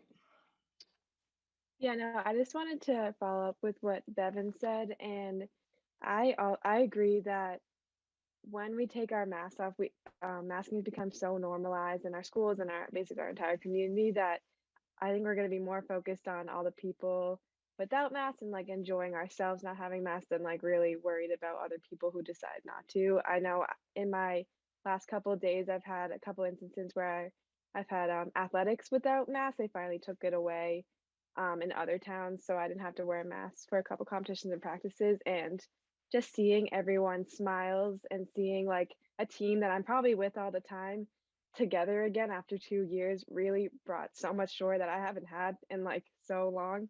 And I think that really changed my perspective of how much masks really affected us when we didn't really realize. And so that was something I wanted to mention as well. But I do think that students overall in our school are kind, and I think if they're going to do what they want to do and what they believe, and I don't think anyone's going to really judge them for that. All right, thank you, Lindsay. Appreciate that. All right, I don't see any other hands. Oh, Sean Bevan? Sure. Yeah, I have just one other thing that I've been thinking a lot about in my leadership team as well is I think one of the things we need to be prepared for is there'll be students who aren't thinking so much about the social implications of wearing a mask or not wearing a mask, but students who are still anxious about being around others who are not wearing masks. We need to really think through what their needs are and how to establish supports for them and make sure their teachers are knowing discreetly that they have students who are wearing a mask and that that's a real deliberate choice and that they might have nervousness around, let's say, being paired with another student who's not wearing a mask. So we've been thinking about ways to come at that, and I think we're going to be able to do that by simply just communicating discreetly but powerfully between families and kids and our teachers. And I think that's the way to support kids who are maybe not ready for this change yet, and we need to recognize that. And so that's something my team has been talking about this week, and I think we're ready to employ a few strategies to smooth that transition whenever it is. Thank you, John. Glad to hear that. All right. I don't see any other hands raised on this topic, so I believe that brings us to the policy development, first reading of face covering policy A170. Greg, did you want to speak to that?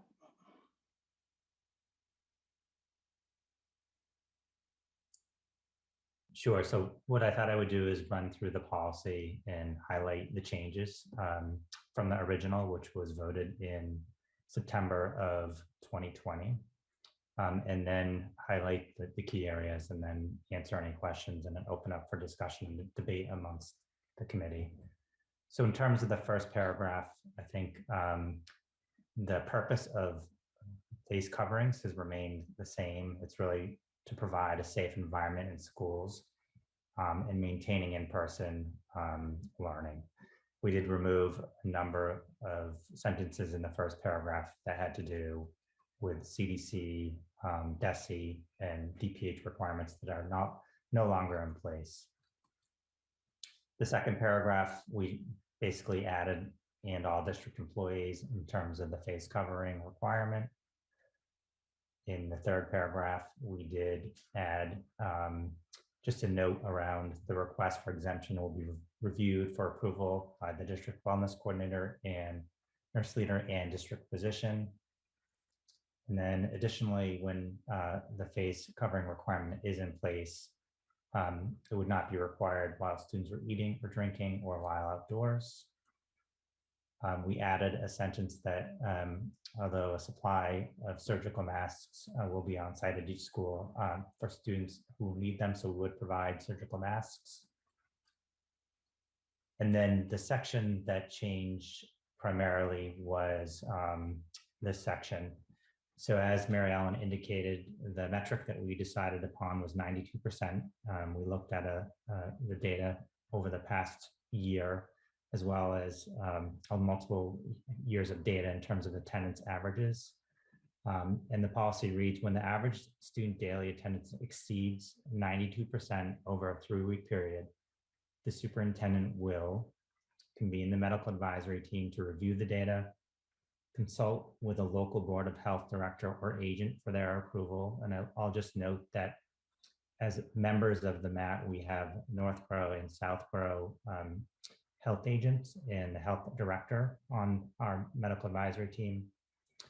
And then lastly, make a recommendation to the school committee to lift the face covering requirement. So this evening, I am making a recommendation based on the medical advisory team's recommendation to lift the face covering requirement. The next part speaks to what happens if a new variant or we trend in the wrong direction. So should the average daily attendance fall below 92% over a 1-week period, or if other unforeseen circumstances warrant, the superintendent will. So my responsibility will to convene the medical advisory team to review the data. And the data will speak to what direction the district needs to lean on. As Mary Ellen indicated, it might be that the attendance dropped below 92% for a reason not related to illness. If the medical advisory team does recommend reinstating the masking requirement, I would consult with the local board of health director for their approval. And then until I could convene the school committee at a special meeting, I would make a decision to reinstate the face covering requirement until the school committee convenes, and then present the data to the school committee to make a decision to continue with the face covering requirement or not. And then during the absence of the face mask requirement, the district will adhere to the Massachusetts Department of Elementary and Secondary Education and the Massachusetts Department of Public Health DPH guidelines regarding face coverings. And those are some of the requirements that Mary Ellen shared in her presentation. Also, we've outlined the procedure for face covering policy data review, and it speaks to the data the medical advisory team would review when it convened to consider its recommendation. And there's a variety of data in that review process. So those are the recommended changes to the policy, and I will stop sharing my screen, and I'm happy to turn it back over to the chair for discussion. All right, thank you, Greg. Dan Kalenda, you have a question or a comment? Yeah, thank you, Paul. And I guess the main thing is the percentage.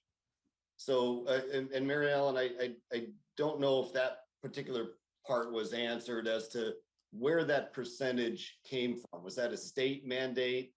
Was that a federal mandate? Was that a local mandate? Or did you and the team come up with that percentage on your own? The percentage was, we looked at the historic data of when we would need to look at absenteeism, when it would factor into, our goal is to have the students in the schools. So that seemed like a good data point to look at, is when the kids aren't in school and why aren't they in school, and we would look at that. So 92% is low when you're talking about, like Mr. Covino talking about his seats being empty after break. Like that's when we were at 88%, and those numbers are low and those amount of students are missing from school, it's impacting every single class, not just the kids who are missing, because then when they come back, we need to catch up and all of those logistical things and operational things that need to happen. But the number is something that we look at, like I said, that it's the 92% when we compared it along with what was happening in the towns and what our case counts were. When it dropped below that, we started to see the cases start to rise. And we started to, when it dropped below 90, then we saw that was when we had our big surge. So 92 would be when that flag started to go up, and 93 really would probably be when we started to dive a little deeper and see what's going on and monitor it. And it might go below 92 and then rise right back up in the next week to 95, and it's not due to COVID. So I think it's just a number that we would be concerned about, that number of absent students absent from school, that we would start to look at the data.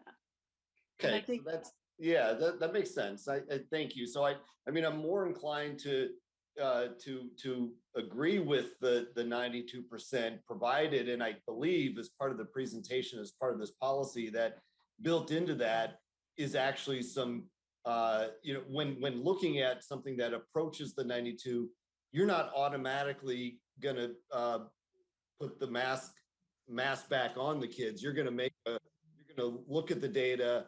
It may be other factors outside of COVID. You know, there's seniors who are taking a look at schools who leave. You know, there could be a variety of reasons why you know, that absentee rate. But so as long as you're telling me that if it reaches that threshold, you're actually going to do that analysis. It's not an automatic 92%. Greg, we're recommending the masks immediately go back on. You're going to do some analysis and make a recommendation whether to keep the mask lifting in effect or to reinstate it. Is that what I'm hearing? Correct. That is accurate. Thank you, Mary Ellen. That's part of the procedure, Dan, that is linked to the policy. It tells you all the data that we would look at. And when's the last time we've been below 92%? I think it was, hold on 1 minute, I have to pull it up again, but sorry. Over a 3-week average. So below 92% for 3 weeks was we were below 92% from 12/9 to 1/2 every, till 1/12. Every week there we were below the 92%. But other than that, the rest of the year we have been above it. And that was exactly when we saw the surge of 90 cases, you know, in. Sure.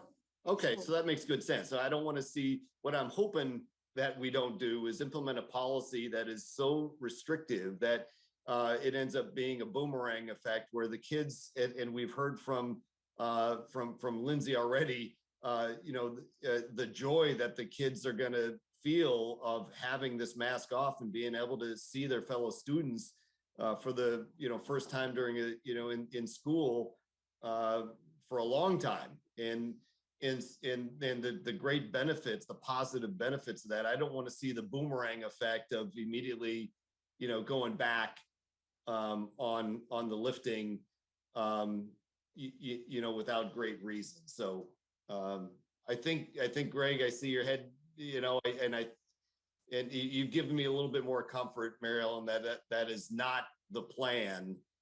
Surely if cases skyrocket and it's related to COVID, we need to revisit, but absent that, we're going to do some good analysis as to what maybe that limited spike may have been due to. Correct. So if we look at the data throughout the year, Dan, from each week, in the other time when it was below 92%, besides around the holiday break, was right before Thanksgiving, but our case count was 1. So obviously that was due to maybe people traveling, maybe kids going to look at schools because that's typically when they go, you know, like all of those things. Yeah. So that would have been our discussion. You know, our case count is 1, probably end of discussion, right? So, or we would look at what's going on in the town. is the high school totally an anomaly to what's going on everywhere else? But so the discussion, it's just a trigger for us to take a deeper dive into the Perfect. data, Perfect. not to say, put the masks back on right away. Awesome. Just Thank put you, some- Mary Ellen. Sorry, and if it would be helpful to put some like raw numbers against it, 8% absentee rate is about 100 kids. And on most days in a regular kind of environment, we're looking at 55 to 60 kids absent on any given regular day. Now, a Friday before a holiday or other, you'll get your dips and your peaks and valleys, but you're usually looking at 55, sometimes low as 45, sometimes as high as 65 or 70, but you'd have to get to triple digits to trigger that into that 92% and then have it be sustained for some period of time. So it's not an unachievable number for my thinking. Thank you, Sean. I think that'll give some some relief to both students and parents. Thank you. Sure thing. Okay, Joan, go ahead. Paul, this question is either for you or Greg, and it's about the policy. If you look at the end of the policy on the back, on the second page, there is a link to a one-page document that is the procedure for face covering policy data review. My question to you is that going to stay as a link that anybody can go on to and they can link and open it up? Or is that one-page document going to be printed on the second to the third page of the policy? How is that going to be taken care of? So that is the procedure that when we get to the 92%, the medical advisory team would use to evaluate the data. So that will remain a link and not be printed out as part of the policy. Okay, thank you. Right. Any other questions or comments on the policy?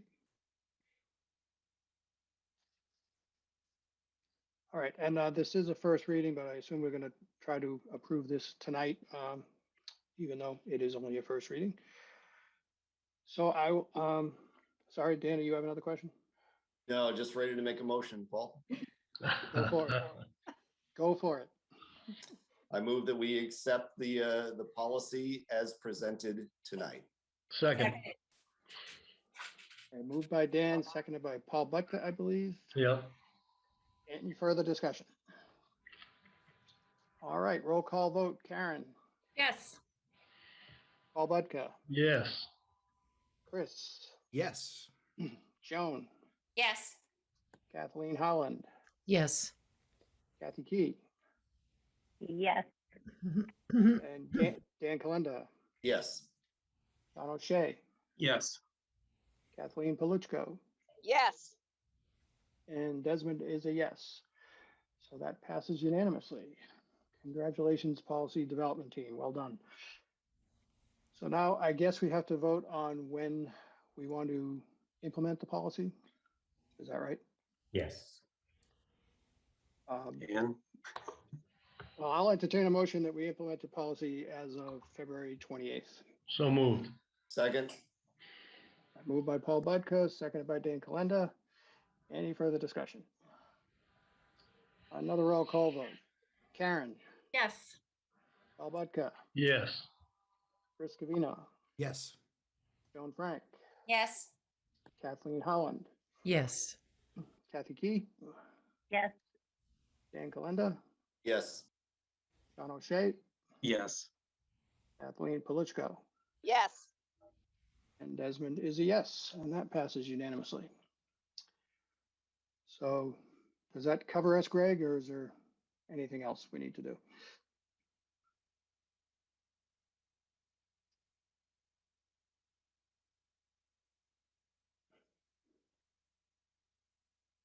Greg, you're on Greg? mute. He's thinking, I think.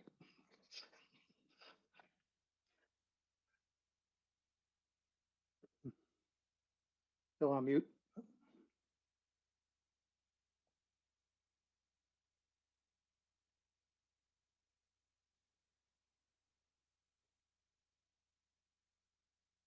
Technical difficulties? Yes. Well, can anyone think of anything else we have to do to eliminate. No, other than moving on to the next agenda item. Okay. Well, that would be legislative update, for which we still need Greg. All right. Here he comes. Sorry about that. I lost my video. Literally lost the video on my screen. So, so just a couple legislative updates. I think the first is really around advocating for the normal legislative bills that are moving forward. The first is making sure that Chapter 70 is the inflation factor is increased. Currently, it's, I believe, at 4.9% for Chapter 70, and there's some legislation to actually use a greater factor. I believe it's 6.9%. So I am looking for a couple draft letters that I will share with the committee to sign, and I will send off to our legislative delegation. And then the other two items, which are typical for this time of year, is making sure that regional transportation reimbursement is funded at its greatest level. And then secondly, making sure circuit breaker reimbursement is again funded at appropriate levels. And again, I will send Paul Desmond sample letters to sign on behalf of the committee, and I will have Cheryl Lepre mail those off to the legislative delegation. Okay, sounds good. That brings us to a vote on the warrant articles for the annual town meetings.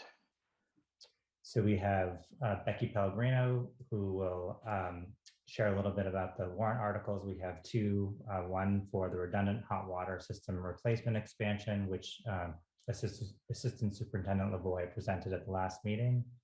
And the second is for the establishment of a capital stabilization fund. And Becky will provide an overview, and also this will require a vote and a 2/3 majority vote for it to pass. So I will turn it over to Becky. Thank you, Greg.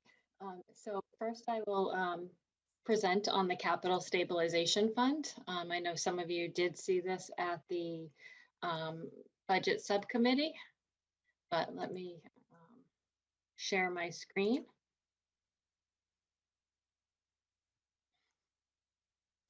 Okay, can everyone see that? All right, so the district is looking to fund a capital stabilization fund. Districts are allowed, regional school districts are allowed to establish this type of fund through Mass General Law, Chapter 71, Section 16G1/2. I will not read the entirety of this law, but I will just point out that the items that are underlined in this, in the law, I will cover in my presentation. Basically, a stabilization fund for capital purposes does have to be established by a majority vote of all members of the school committee. And then it also requires a majority of member municipalities to approve this fund. So it will need to go to the Southborough annual town meeting this spring. It has already previously been passed by the Northborough community. And then once this is established by the town meeting vote, no other action is required by the member communities. It then becomes the district's stabilization fund, and the district treasurer is the custodian of the funds that are contained in the capital stabilization fund. In order to fund this, the school committee may include in each year's budget an appropriate amount of money that would be then diverted into the stabilization fund. It is part of the annual school committee budget and does not require a separate vote by the member municipalities. The amount that is to be appropriated is included in each of the assessments, and it is apportioned out based on the capital cost calculation that is done for capital projects versus the regular assessment, which would be the previous year's percentage. After approval of the annual operating budget, the school committee does not have the authority to make any modifications to increase or decrease the amount. The only way that it could change that amount would be through the use of excess and deficiency fund or an additional assessment towns, which would require their approval. And also an amendment to our approved budget. And then also any interest that is earned must be added to and become a part of that stabilization fund. The use of funds. So once we have identified a project that we wish to utilize the funds on, the school committee would then need to authorize the use of those funds with a 2/3 vote of all members of the regional school committee. So if the funds are to be used for something that we would normally go out to borrow for, then no additional approval is needed. It would simply be the school committee vote. However, if we were to use the funds for some other reason, let's say there was one year when we maybe had a shortfall, and so we needed to utilize these funds for our regular building maintenance, that would require the approval of the Director of Accounts from the Department of Revenue. Any expenditures are made directly from the stabilization fund, and we would not need to transfer into the general fund in order to make these expenditures. And then when it comes to fund balances, if the school committee were to approve a project for, let's say, a set amount of money, $50,000, and the project came in at $40,000, any remaining money would then revert back into the stabilization fund. And funds that are in that account would carry over from year to year. We would not have that hard stop at the end of a fiscal year where it would revert back to the general fund. And then finally, any funds in the capital stabilization fund do not go against the district's calculation for excess and deficiency. They are a separate amount. There are also restrictions to the amount that can be budgeted each year. So we cannot exceed 5% of the aggregate amount that is assessed to the member towns for the preceding fiscal year. So that is something that we do need to keep in mind. However, if we were working on a project and we needed a larger amount, we could seek approval from the Director of Accounts, once again, from the Department of Revenue. And then at no time may the fund balance exceed 5% of the combined equalized valuation of the member municipalities. So that is a calculation that is done by the Department of Revenue each year, where it takes into account each municipality's property and personal property valuations, and they come up with an amount for each community in Massachusetts. And then lastly, we would need to present an annual report to the member communities on this fund. So really the benefit of a capital stabilization fund would allow us to really think long-term about projects and budget over multiple years. Would give us the ability to budget smaller amounts and to pay outright rather than borrowing for moderate range capital expenditures. We would continue to work with our member communities on any projects that we would be funding through the stabilization account. And I've just presented a few examples here of some of the capital projects that we have had on our capital plan that are some of those moderate range that may have benefited from an account like this, including the first one, which is the redundant hot water, which will be presented to both communities at their town meetings. So that was a lot of information, and I welcome any comments on the fund itself. Okay, thank you very much, Becky. Paul Buckup. Yeah, thank you, Paul. So Becky, did I hear you? I know years ago Southborough turned us down on this, and we heard at the operational budget subcommittee meeting that even though that had happened because it was on the warrant in Northborough, it was approved in Northborough, and I guess for that reason, we don't feel a need to go back to Northborough now and get their approval. Is that my understanding that correctly? We have, and Greg, feel free to chime in, but we have spoken with the town administrator and also with the finance director, and they did confirm that it did pass and that it did not need to go through the town meeting vote. Terrific. Okay. I just want to make sure that they knew that we were doing this in Southborough, and I wouldn't want them to feel surprised.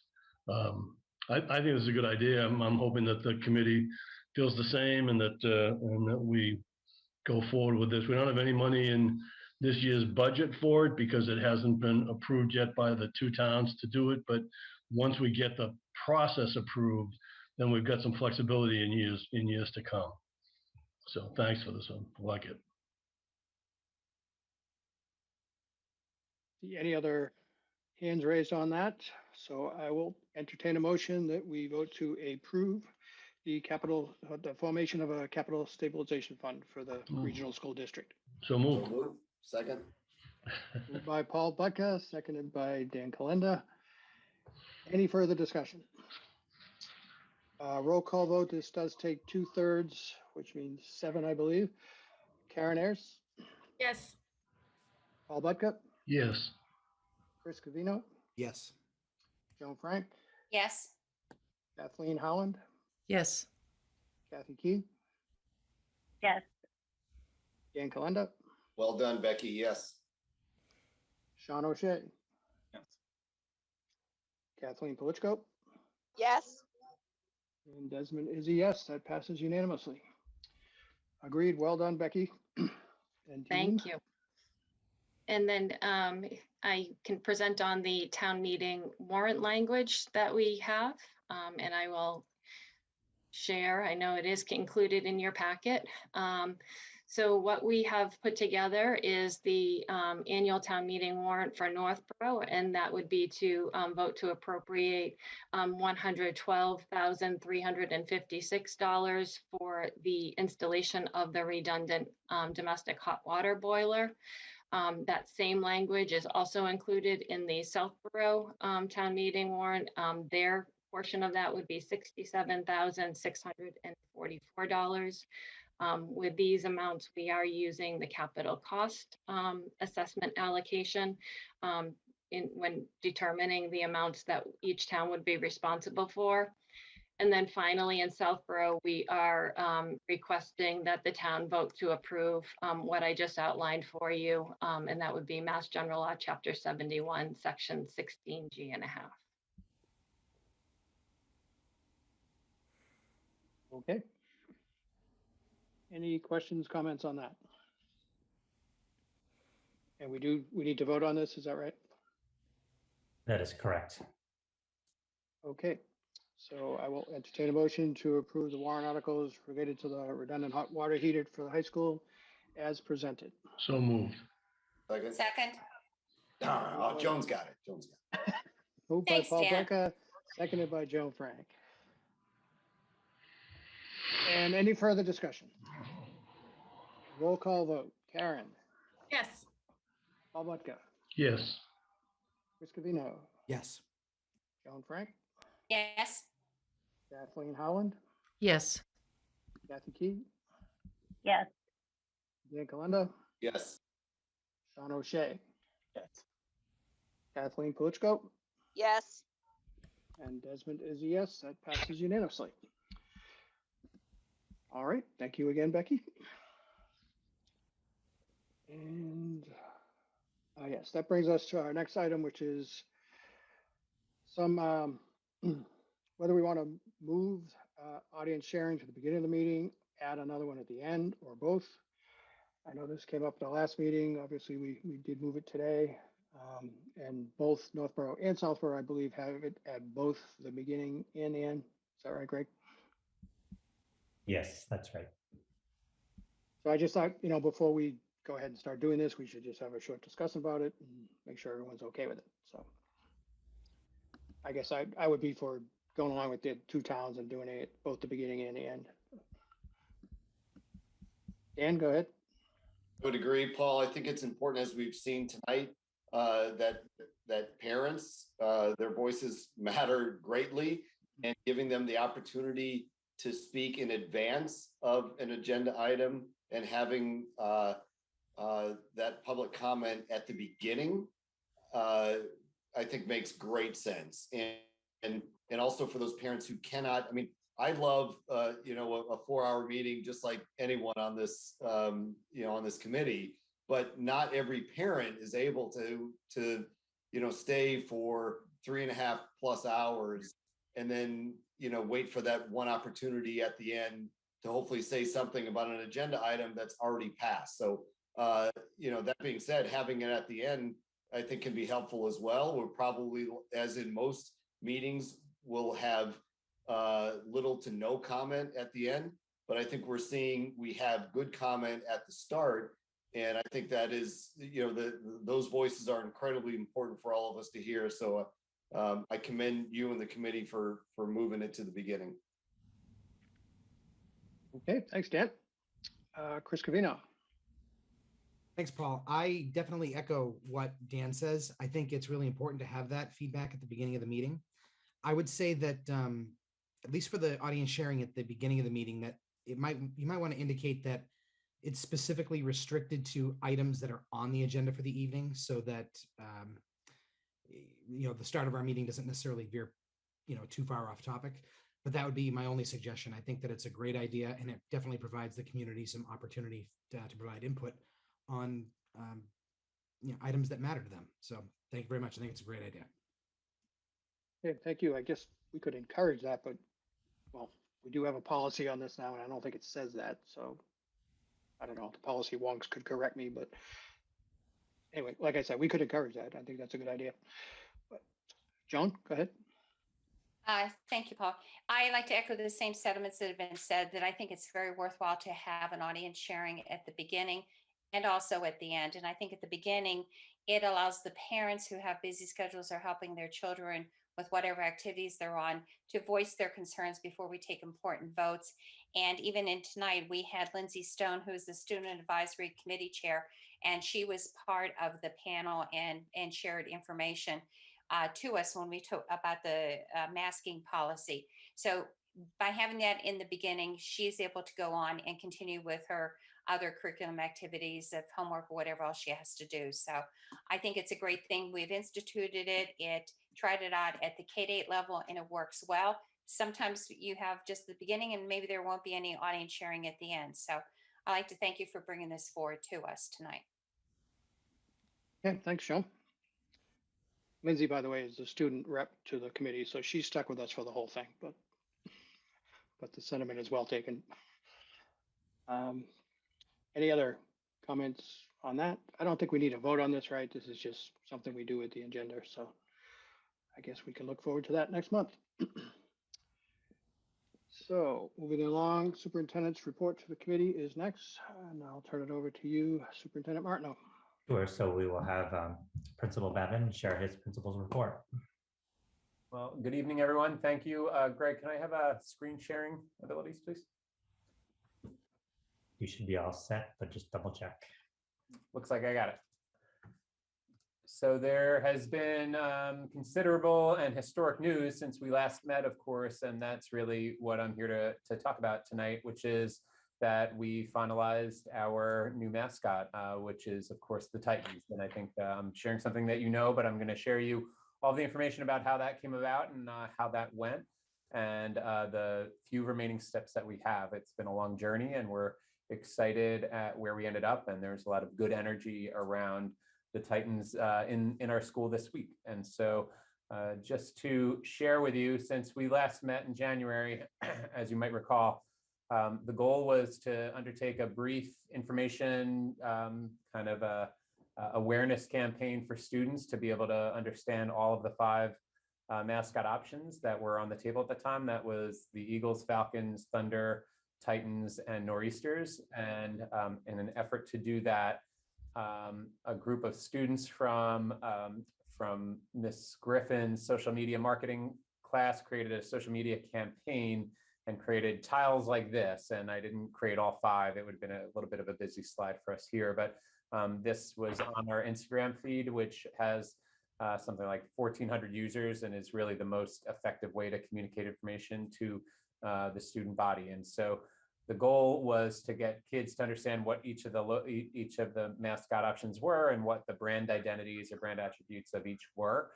And they undertook that with great energy and produced some really nice products like you see here.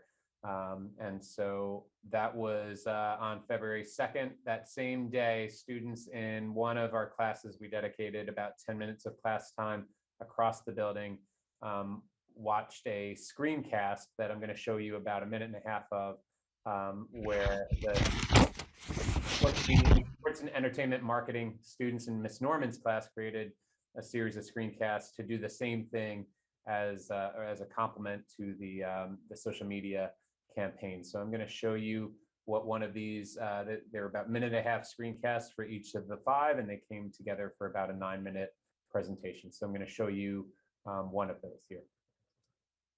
We represent Team Titans, and we think this would be a great mascot for Algonquin because Titans are known as a family of giants, just how we are a large regional school combining the towns of Northbrook and Southborough.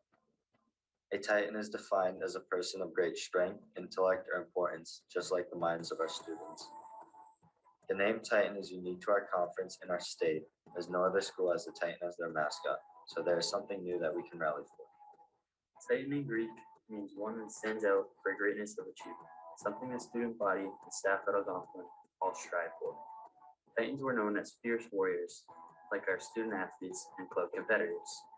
Some new ideas with the Titans could be preschoolers' names could be the Tiny Titans. During sports events, people can dress up as Titans. You can also chant, we're the Titans, the mighty, mighty Titans," inspired from the movie Remember the Titans. The T can be visually represented by a monogram from inside and outside the building on a window. Vote for Team Titan because there are Titans of sports, Titans of industry, and we see ourselves as the Titans of schools.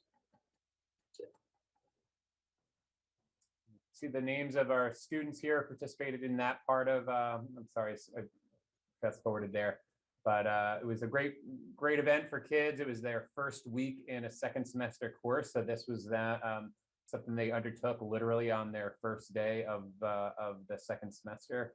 And they produced these really great, these really great products. So I'm very proud of their work. We represent Team. Excuse me.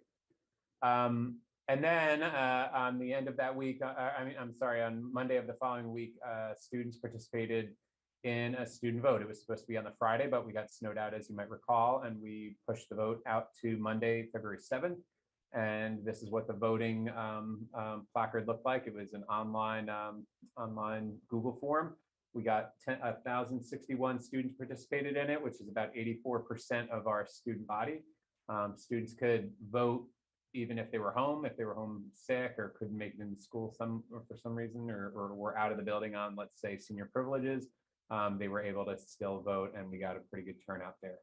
And then on February 11th, which was this past Friday, in the last 10 minutes of the school day, we showed a screencast that I'll show you in a moment that just kind of celebrated and revealed and celebrated our new mascot identity. So before I show you that, I do want to show you, just walk you through the data. If you recall, we used a ranked choice voting system to achieve the mascot identity. And the reason for that was that the ranked choice voting system would ensure that the majority of students, the mascot that was ultimately reflected in our choice was chosen by the majority of students.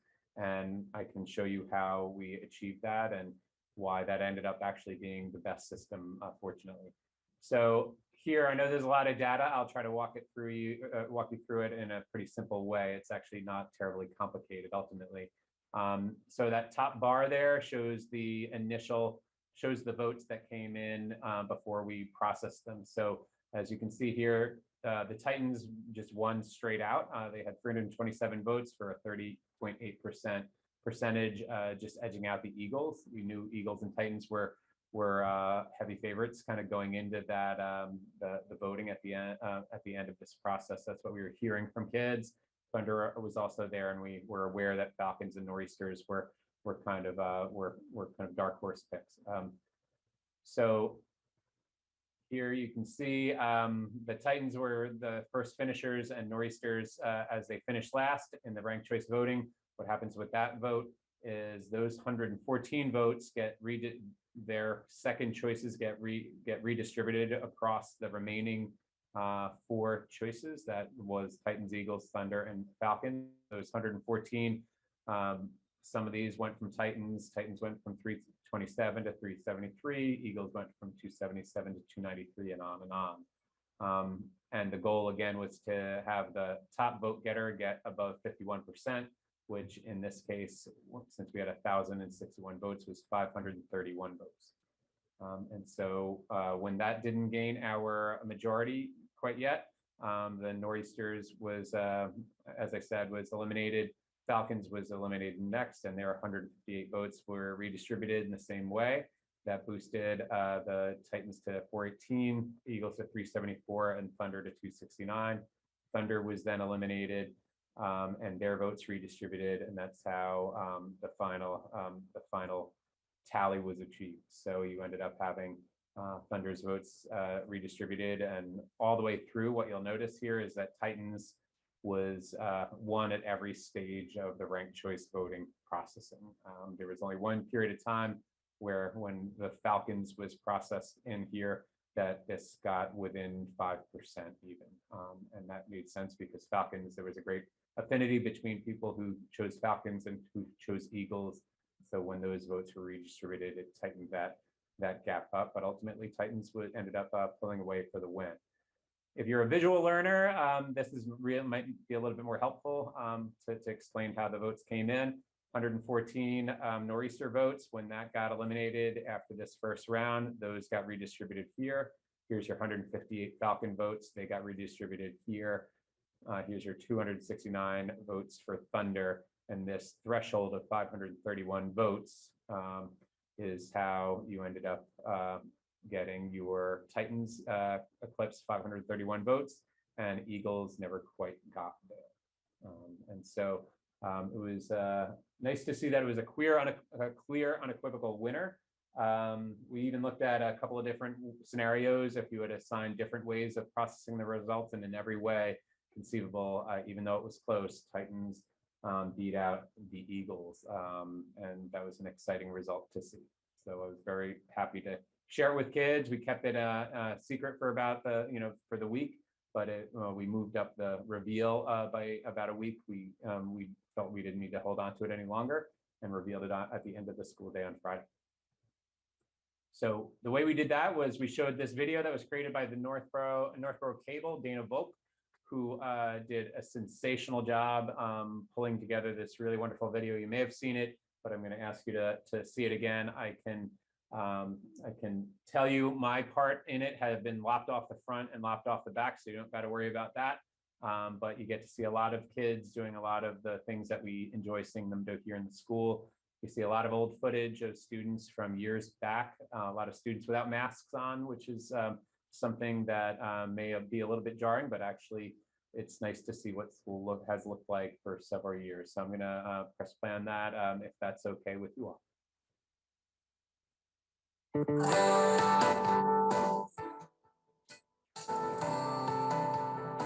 Algonquin really is just like a home away from home for me, and has been for a long time in my career and in my life.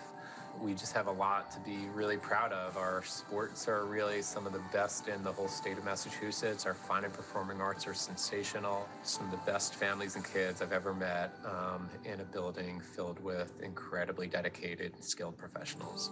I think it makes it unique that it's a regional school, so we're combining two towns. We also have just like such a supportive staff. My teachers, who are like phenomenal, it feels kind of like a home, I guess. It's just a nice community. When I was a student at Algonquin, I graduated in 2014. I loved math when I was here, and then I think that really just inspired me to become a teacher, and I think it just felt like coming home. I just wanted to come back to Algonquin and give my students the same experience that I had. I think what sticks out to me the most is probably like the friendships I've made here. Like I feel like I'm always like doing something new, like new clubs, meeting new people. Fall sports just kind of have a very unifying vibe. Like every time I went to practice, like every other team was also practicing. It was very team-like and everybody was like in it together. I really like going to the football games in the fall with my friends. The opportunities that you get at our school, not like just for sports, but for like the arts or like theater or like music or like anything that you want to do, there's always someone here who wants to do the same thing. So you'll always find someone who has something in common with you. I'm a second-generation Algonquin student. I've played basketball for 4 years here, same as my dad. And when I've been here, I loved all the friendships and memories I've made which I'm definitely going to miss when I go off to college next year. I went to Algonquin and it was the best experience of my life being in high school here. It's just why I decided to come back as a teacher and continue being part of the community. I'm on the robotics team, and that's sort of like sports in the term that we use mascots to identify us. But I think once the school has its own mascot, it'll help connect everyone. When I think of Algonquin, I think about the people. I really feel like the staff, the faculty, everyone that works here is amazing. The kids are awesome. I've always been a huge sports fan, and over my 4 years here, I've attended a lot of Algonquin sports events, and I saw the unity that the school had around the Tomahawk, but I think this is going to be a new era for our sports teams, and it's going to bring an even higher level of unity than we saw before. So I've been working at Algonquin for 9 years, and there's nothing better than getting an email from a former student updating me on their life, what they're doing in their job, their career. So many of our students go to great places in the workforce, the military, colleges, and I really love playing a part in a student's time in Algonquin. When I think of Algonquin, I think of pride, school spirit, camaraderie, family, community, all tied into one that represents Algonquin. We will always celebrate our old mascot and uniting Algonquin under a new mascot and bringing that sense of pride as we transition into the future. Here at Algonquin, we are many things. We are all parts of a rich history. We are scholars and athletes. We are artists and poets. We are innovators and entrepreneurs. We are leaders in our community. We are the Titans.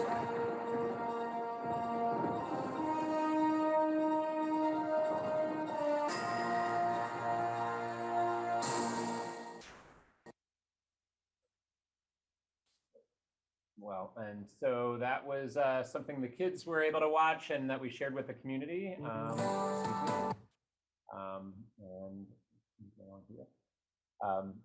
We shared that with the community. It was picked up in some of the local news, so a lot of people have seen it. I've been getting texts and emails from people who are outside our community who've seen it. So it's exciting to see this start to get taken up into our student body. We've been very clear about our logo as being a bit of a draft. We're calling it a draft rendering. This was like a first pass, and our logo ultimately might look like that. It might not. Some of that work is to be determined. So tomorrow night, I have a meeting with students and staff who are volunteering for an ad hoc meeting to process some logo data that came in from students. On Friday, I'm consulting with Keith and Amy Skiles, who works at Phoenix Design Works, to pass along the conclusions of that logo design work from our students and staff. And then there'll be some period of time where they're working on that first draft that they're going to get to us. We'll give them some pointers and some tips about what we'd like to see for the logo package, and then they'll return it back to us a few weeks after that. So in 4 to 5 weeks, I think we'll just have our full-blown mascot package that will start to show up on our uniforms and on the t-shirts and all the merch and all the stuff that you might see around the community. And then in the spring and summer, Mike Masserino will begin ordering uniforms in their replacement cycle so that they reflect our new mascot logo, the Titans. So I'll stop there and I'll stop sharing because I just shared a ton of information, and I'm happy to go back to any slide that you have questions about. But it's been a big process, and we're happy to be where we are, and we're excited about where we're going to be heading.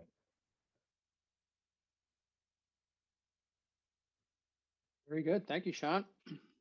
Great job by you and Keith and all the rest of the team in driving this whole process. And, I'm very happy with the result, and I hope the communities are as well. Greg, did you have something? Yeah, so I just want to echo your comments, Paul, and just thank Assistant Superintendent Lavoie and Principal Bevan for their leadership over the past 18 months in moving this work forward. It was not an easy task, and they did it with great skill and great integrity, and just want to acknowledge their hard work, extra effort, and I think the result shows in the final product. So thank you, Keith, and thank you, Sean. It was a real pleasure and a privilege. And Keith he did a lot of the heavy lifting on the renaming process, and we wouldn't have gotten as far as we did without his leadership. So thank you, Keith. And it's a historic moment for our school. I'm excited to have been part of it. Appreciate the kind words. Thank you. All right. And I think that concludes my principal's report. Chairman Desmond, that was our big news, certainly for the last month. It's tough to top that. Yeah. Sean O'Shea, did you have something to say? I just want to say that the video, I think, did have sizzle. You promised sizzle, and that was a great. And I think that's it was nicely, well done, and I'm glad the community cable people put that together.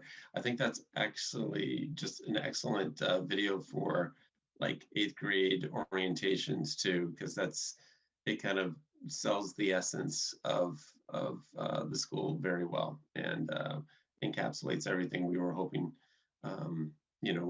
We wanted to talk about the spirit and culture and community of Algonquin. So thank you to the people who put it together, and I think that's something that can be used for years to come. That's great. Thanks. Well, we actually showed it last night at 8th grade curriculum night. I had the same thinking you were having, Sean, here, which is like, we want people to see this if they haven't seen it already. It really does capture a lot of what we're about.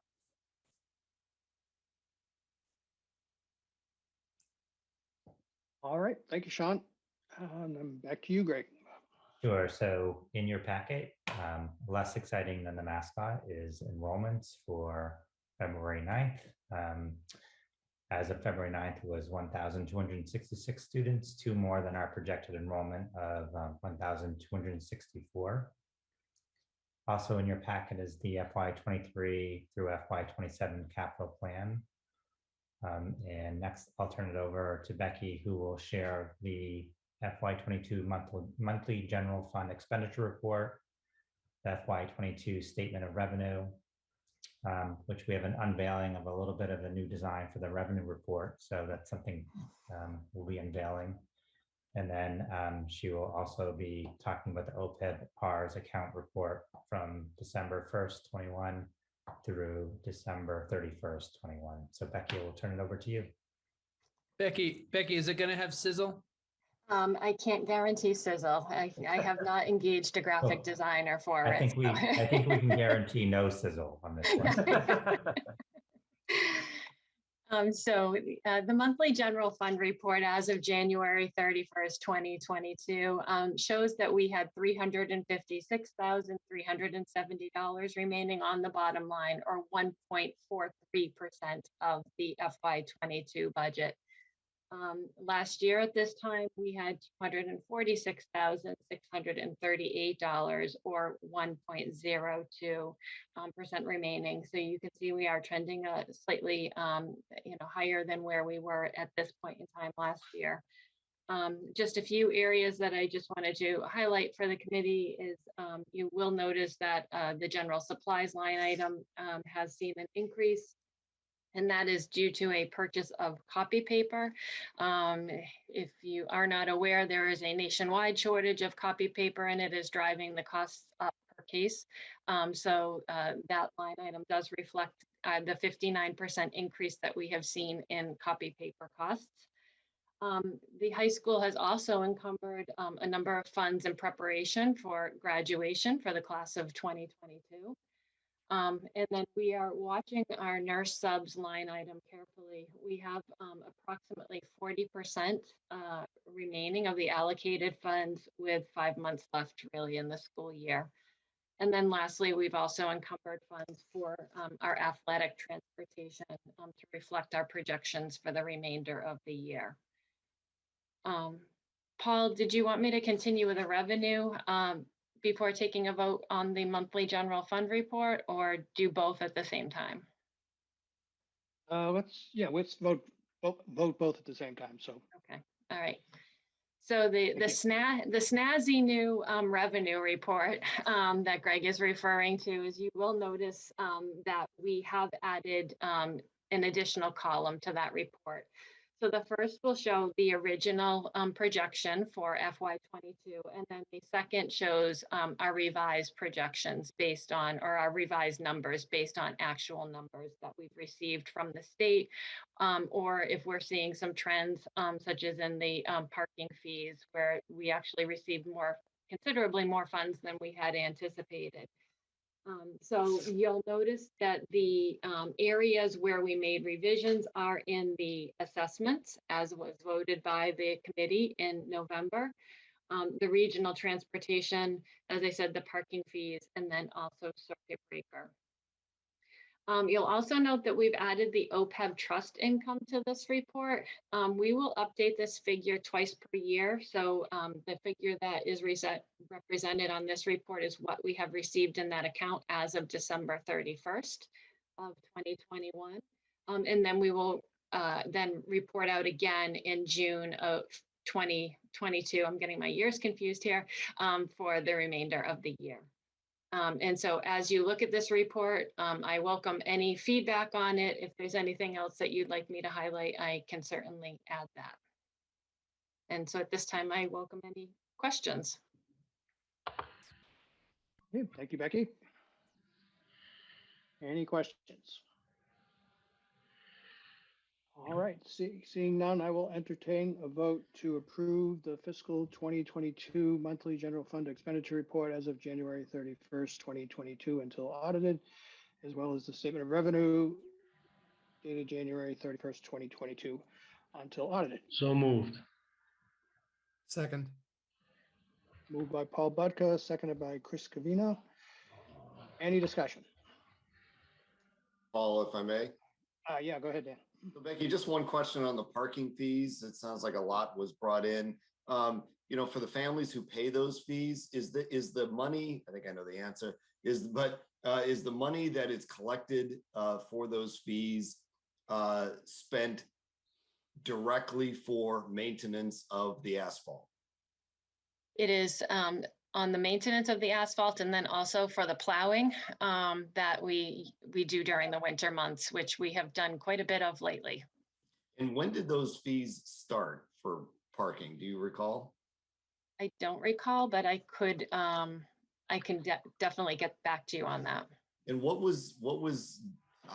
was the asphalt and the snow plowing done prior to when those fees were collected?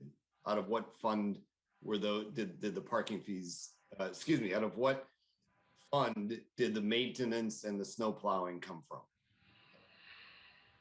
I would have to go back and look, but I'm going to guess it was probably out of the operational budget. That is my thought as well. Greg, were you gonna? Yeah, I was just going to share that at one point that the town of Northbrook was plowing the parking lot.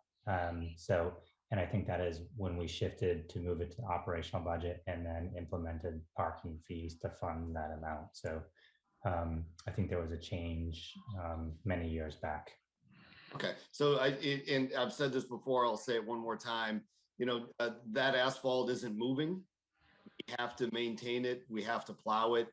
I strongly encourage, this committee and administration to continue to research ways to simply move that into the operational budget. I think that's where it belongs. There's no reason why we can't do it. It would be a minuscule amount on the residents' tax bill and on our budget, but it would be a burden lifted off of parents and students, and something that we don't have to continue to collect, hound for, send people out to the parking lots to see who's violating the policy, who doesn't have their sticker up, who has it up. There's a lot of good that can come from just putting that back into the operational budget.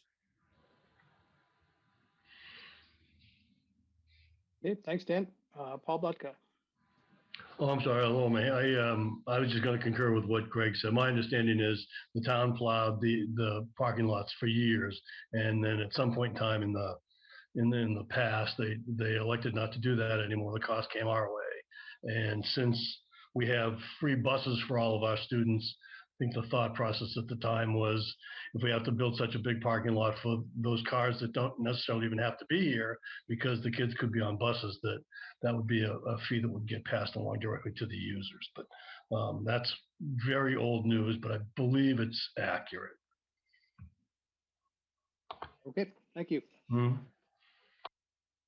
So I don't see any more hands raised, so I think we're okay to vote on the motions.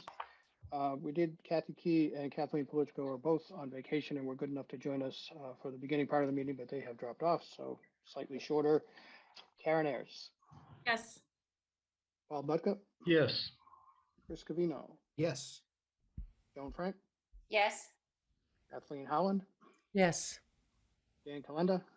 I'm only voting no because of the parking. I do believe it needs to be part of the operational budget. Okay. And Desmond is a yes, so that makes it yes. 7.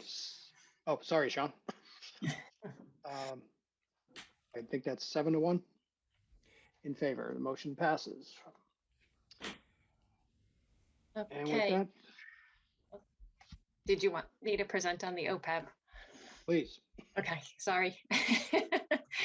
So the report that is included in the monthly packet does represent the month of December, from December 1 to December 31st of 2021.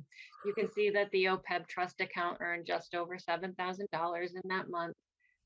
The stock market really has been up and down over the past 6 months or so. So it is nice that I'm able to report a positive change this month. And this report is especially helpful because it really does give the committee a view of how this fund is performing over the past month, the past 3 months, and then also the past year. And as I showed in the revenue report, as of July 1st to December 31st, we did actually accrue in total just over $10,000 in the trust fund.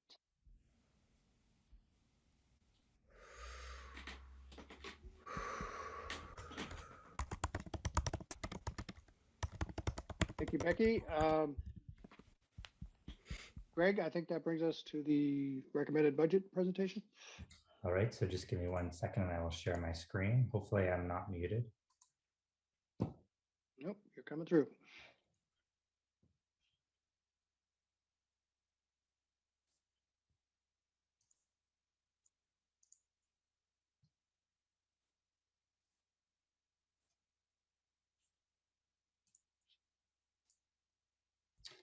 All right, so in January, I presented the FY23 recommended budget to the committee, but I asked the committee to hold off on voting the budget so we could get more detailed data and information from the governor's budget. So this evening, I'll be presenting the recommended budget with some updated numbers from the governor's budget that was released at the end of January. So in terms of our budget process, obviously we are a mission-driven, vision-driven organization. So our mission is to educate and inspire and challenge all students. And then we work hard to ensure that our students leave Algonquin as students who can collaborate, think critically, be creative, communicate, be socially and civically engaged, growth-oriented, and healthy and balanced. The budget process, it begins early on in July, and Becky and her team spend a lot of time preparing all of the documents and thinking about the process. And it's hard to believe that we are actually in February, and hopefully this evening we will have a voted recommended budget. I just want to highlight 2 dates. The tentative date for the Southborough Town Meeting is Wednesday, May 4th, 2022. And that most likely will be at Algonquin Regional High School in the JFK Auditorium. And the Northbrook Town Meeting is scheduled for Monday, April 25th, and again, held at ARHS. In terms of our budget variables, from what I presented last month, these still remain important factors in the work that we're doing and thinking about our budget, specifically Chapter 70 funding and Student Opportunity Act As the state budget moves through its process, we typically will see increases in Chapter 70 funding, and also great advocacy around making sure that the Student Opportunity Act is funded on an appropriate level. Health insurance for this upcoming budget season was a variable since Fallon did get out of the commercial healthcare business. So we are negotiating and we are close to identifying a health insurance company. And we do have a good sense of what that cost will be to the FY23 budget. Out of district special education funding, circuit breaker. So again, that is an area for advocacy. And you typically will see an increase as the state budget process moves forward. And then lastly, I think you can't listen to the news without hearing about inflation. The purchasing power of our dollar is being significantly impacted by inflation. Becky mentioned that it's very difficult to get paper. And not only is it difficult to get paper, the cost of paper has risen significantly. And we're seeing that across all goods and services. So it's something we're monitoring very closely. I will not review the school committee's budget priorities, but again, these are the priorities that drive decision-making when we have to make difficult decisions around limited resources. And I would just applaud the school committee for having budget priorities. Not all school districts and school communities operate in this manner, and it really helps make good, sound decisions when thinking about the asks in regards to the budget. So this is a summary of the budget process. So where we began with FY22 and then initial budget requests in October. That was represented an 8.3% increase over fiscal year 22. Through reductions, we were able to get the budget to a 4.52%. And then through its last iteration, tonight I am presenting a $25,727,081 budget, which reflects a 3% increase over fiscal year 22. So in terms of some of the budget drivers, so it's instructional textbooks, materials, and technology.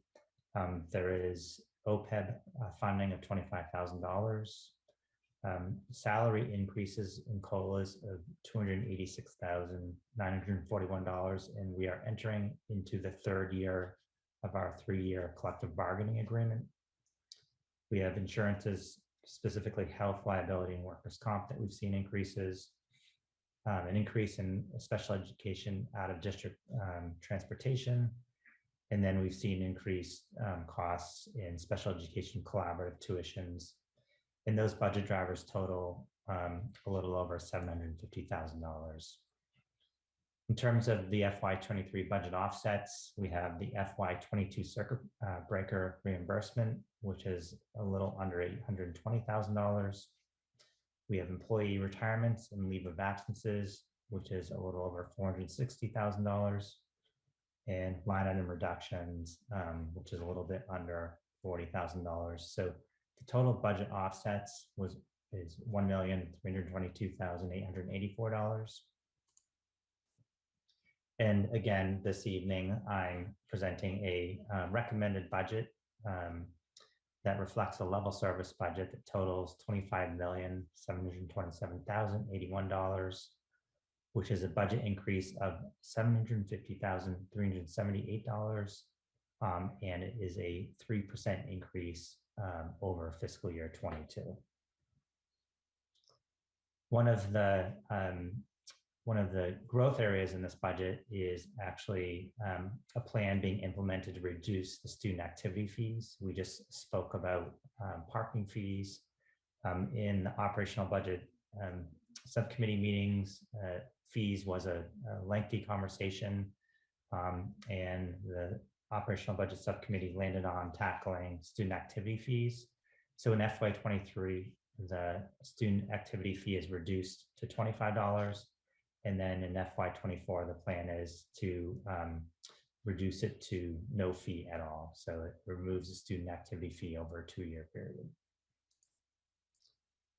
In terms of the projected budget distribution, So through the statutory apportionment, our total budget is $25,727,081.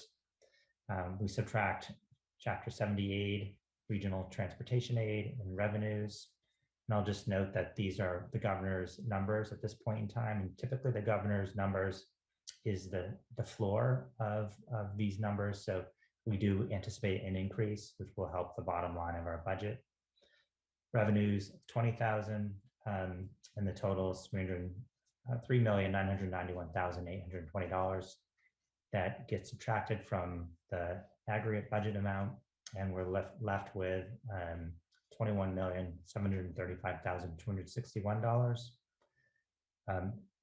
Then we have our minimum local contribution, which is part of the Chapter 70 funding formula.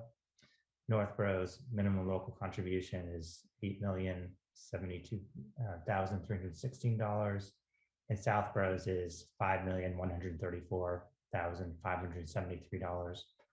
So the amount required for apportionment via the regional agreement is $8,528,372. And that is apportioned by enrollment. And as we spoke about last month, the enrollment has shifted about 2.5% from fiscal 22 from Northborough to Southborough, which does impact the overall assessment. So we have the apportionment by regional agreement per enrollment. And then we have the minimum local contribution, which is part of the Chapter 70 funding formula. And we sum those two numbers and we get the Northborough portion and the Southborough portion.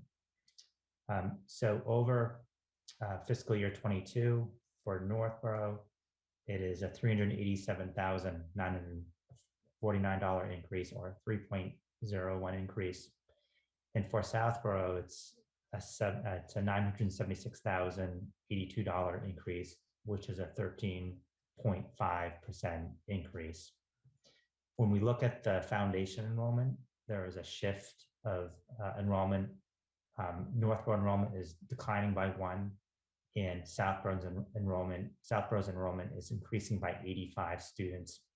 And this represents why we're seeing a significant increase to Southborough's assessment. A lot of conversations took place in the operational budget subcommittee to really try to impact and influence the assessments. The one mechanism that we have as a regional district to accomplish that is using excess and deficiency. Excess and deficiency is the one way we can reduce the assessment to the taxpayer in the community. So it's decided to apply $600,000 of E&D, and basically that resulted in a 0.17 increase in Northborough's assessment, and it brought the 13.5% increase for Southborough to a 9.93% increase. We continue to have conversations with both town administrations, and we continue to monitor the state budget process, as again, typically the governor's budget is the floor amounts that we'll see in terms of circuit breaker, Chapter 70, and regional transportation. And lastly, just pointing out, the question often is, is it always a balance in terms of the assessment between the two communities? And this is a look back to 2016. You can see that from 16 to today, the assessments have varied from community to community. In 2017, for example, Northborough's assessment was a little under 7%. Southborough's was negative 0.23%. And, in 2020, it was 8% for Northborough and 0.03%, negative 0.03% in Southborough.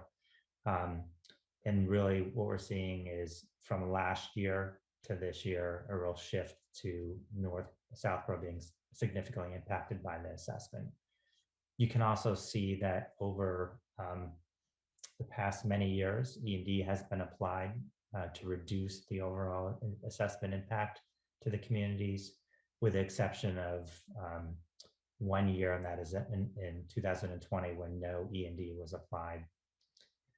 And lastly, I will just share that if the school committee does vote to use $600,000 of E&D applied to the assessments, it does, the remaining balance of the E&D does remain within the school committee's E&D policy. So we are still with a healthy balance as a result, even after expending $600,000.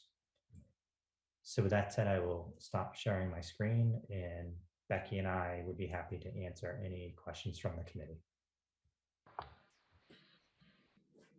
All right, thank you, Greg. Looks like Joan has a question. Go ahead, Joan. Thank you, Greg and Becky, for the wonderful presentation. I had a question on the enrollment because I just missed one thing. You said that Southborough's enrollment increased by 85%, 85 students, and Northborough's, was that an increase or decrease by 1? Decrease by 1. Okay, thank you very much. Looks like Paul Budka. Thanks, Paul. So the real issue, Joan, there is the ratios between the two towns.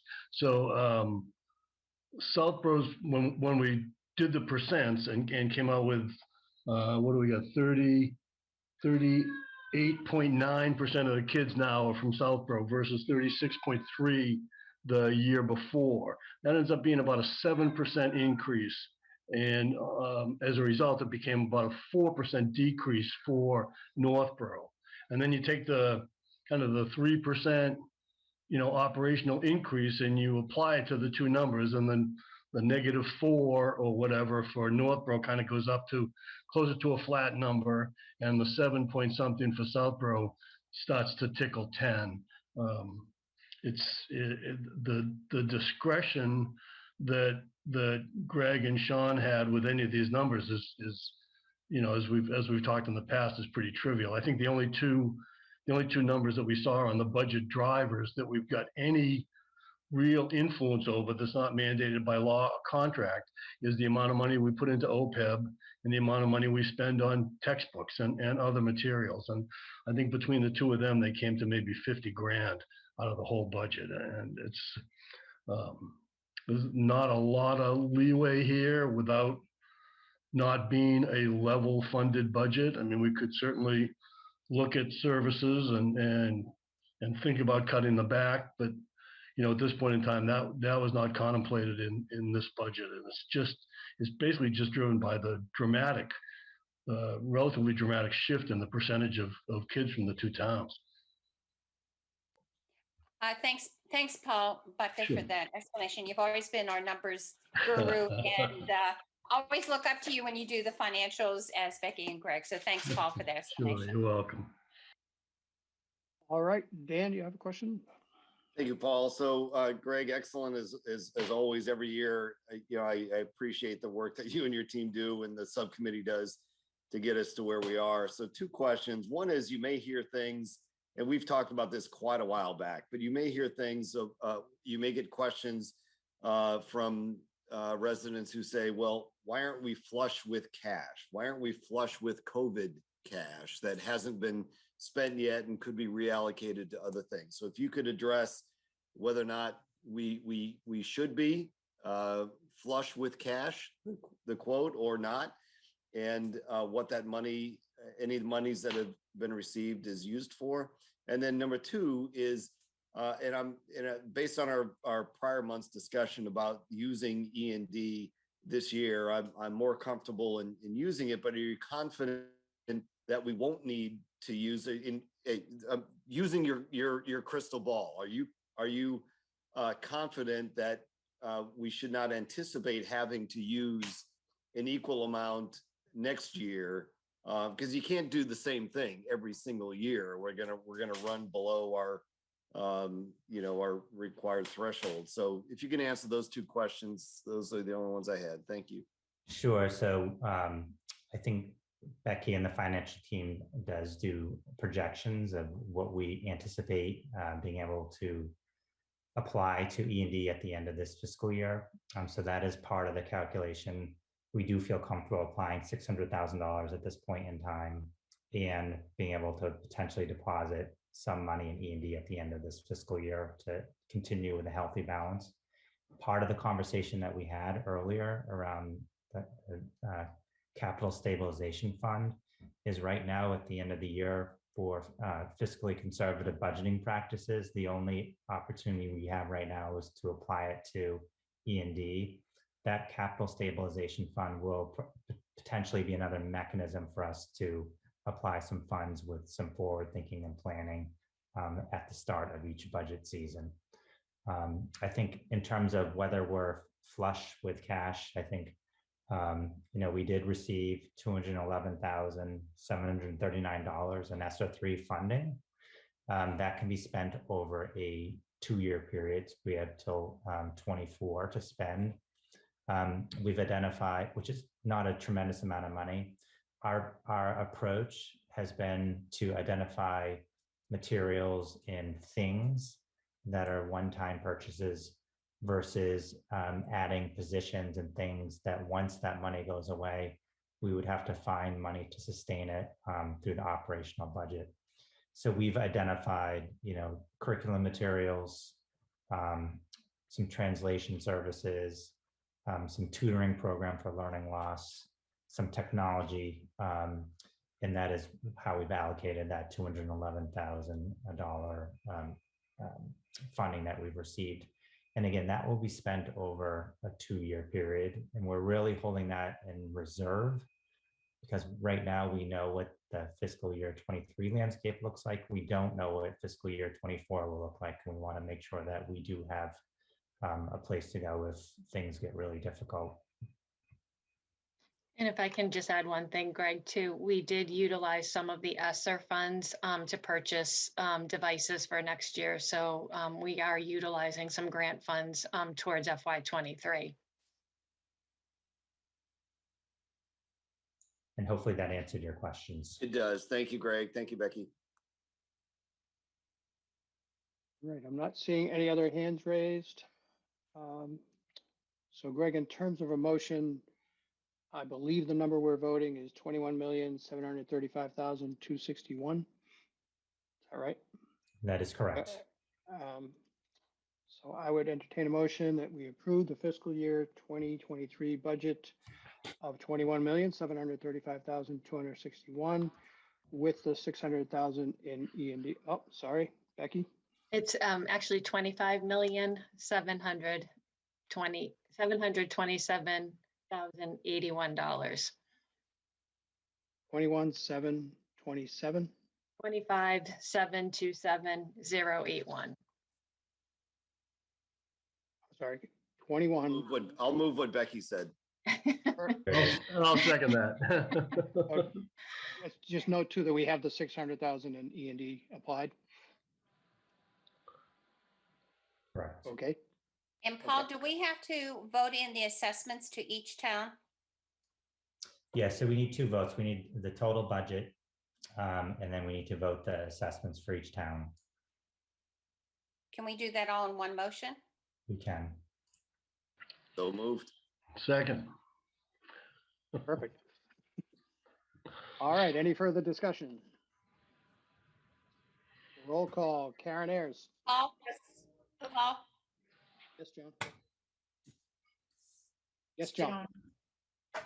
I just didn't know, do we have to, besides just saying that we have to put in the motion, the assessments to both towns, do we have to do the amount? Well, I think they were in the presentation. Okay. Yes, they were. Right. I mean, I'm comfortable that the amounts are part of the record, and when we do the minutes to this meeting, they can make note of that. Okay, thank you. Okay. Back to the roll call, Karen, Yes. Paul Budka, Yes. Chris Covino, Yes. Joan, Yes. Kathleen Holland, Yes. Dan, Great work, Greg and team. Yes. John O'Shea, Yes. and Desmond is a yes. So that passes unanimously. Yes, great work, everybody. And I believe that completes the superintendent's report, which brings. Paul, can I just but we're- comment before we move on?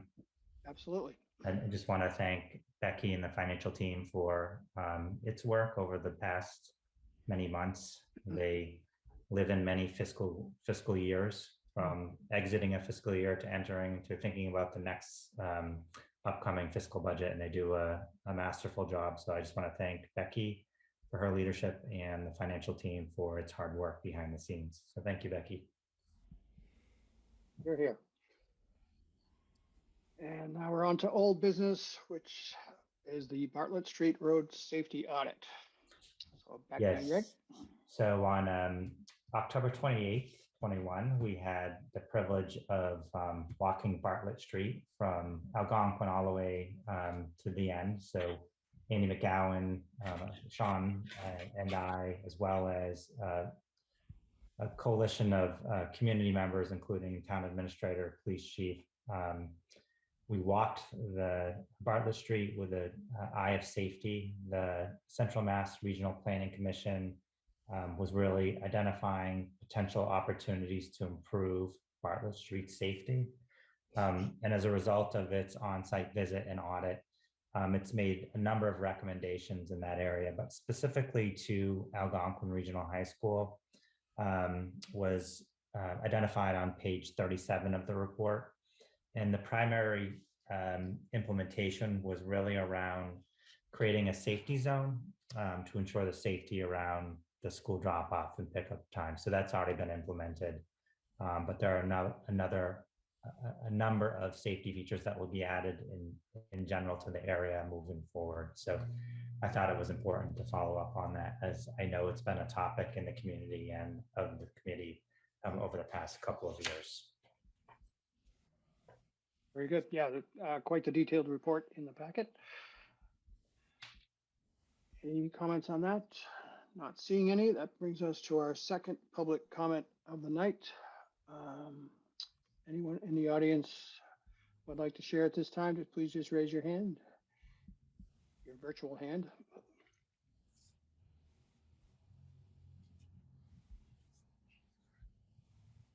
Going once, twice. I'm not seeing any in the audience. Anybody on the panel have anything to share? Joan?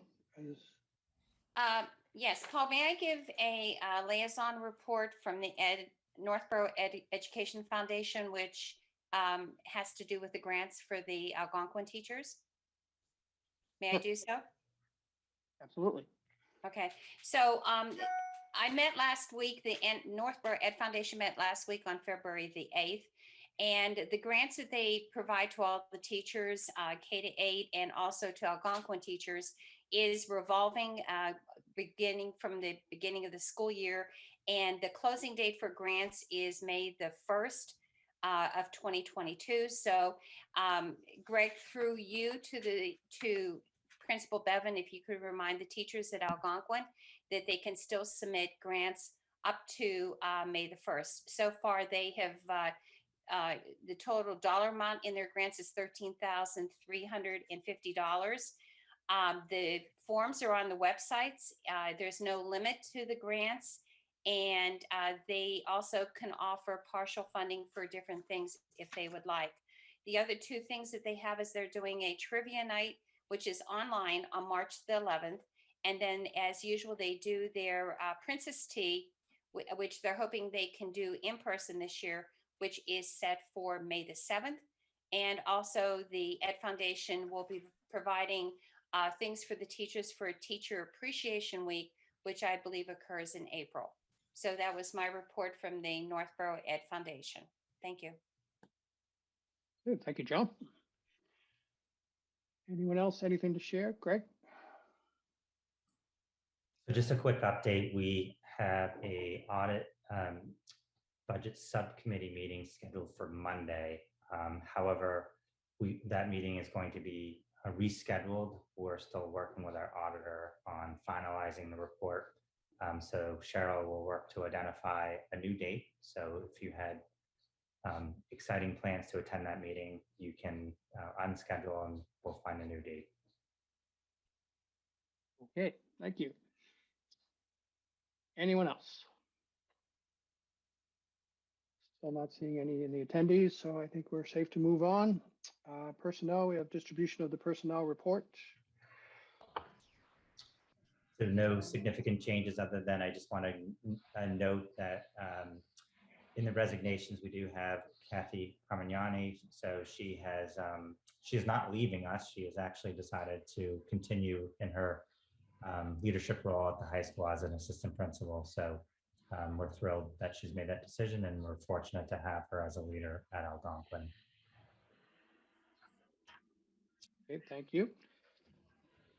I believe I saw Nancy Hart in there too, as well, right?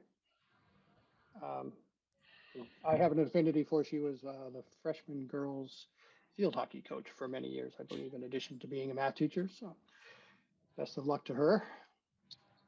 Karen?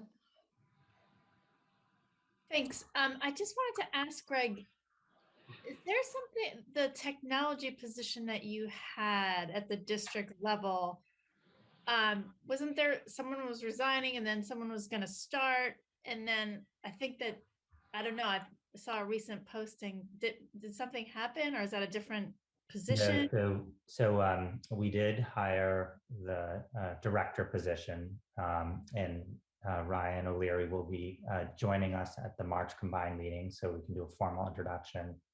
And currently, Keith and Heather Richard and Ryan are in the process of hiring the network administrator for the district, and interviews are taking place tomorrow, Friday, correct, Keith? That is correct, yes. Great, thanks. All right, and on to communications. We have the distribution of the Aspet Valley Collaborative's 2021 annual report, which is in the packet.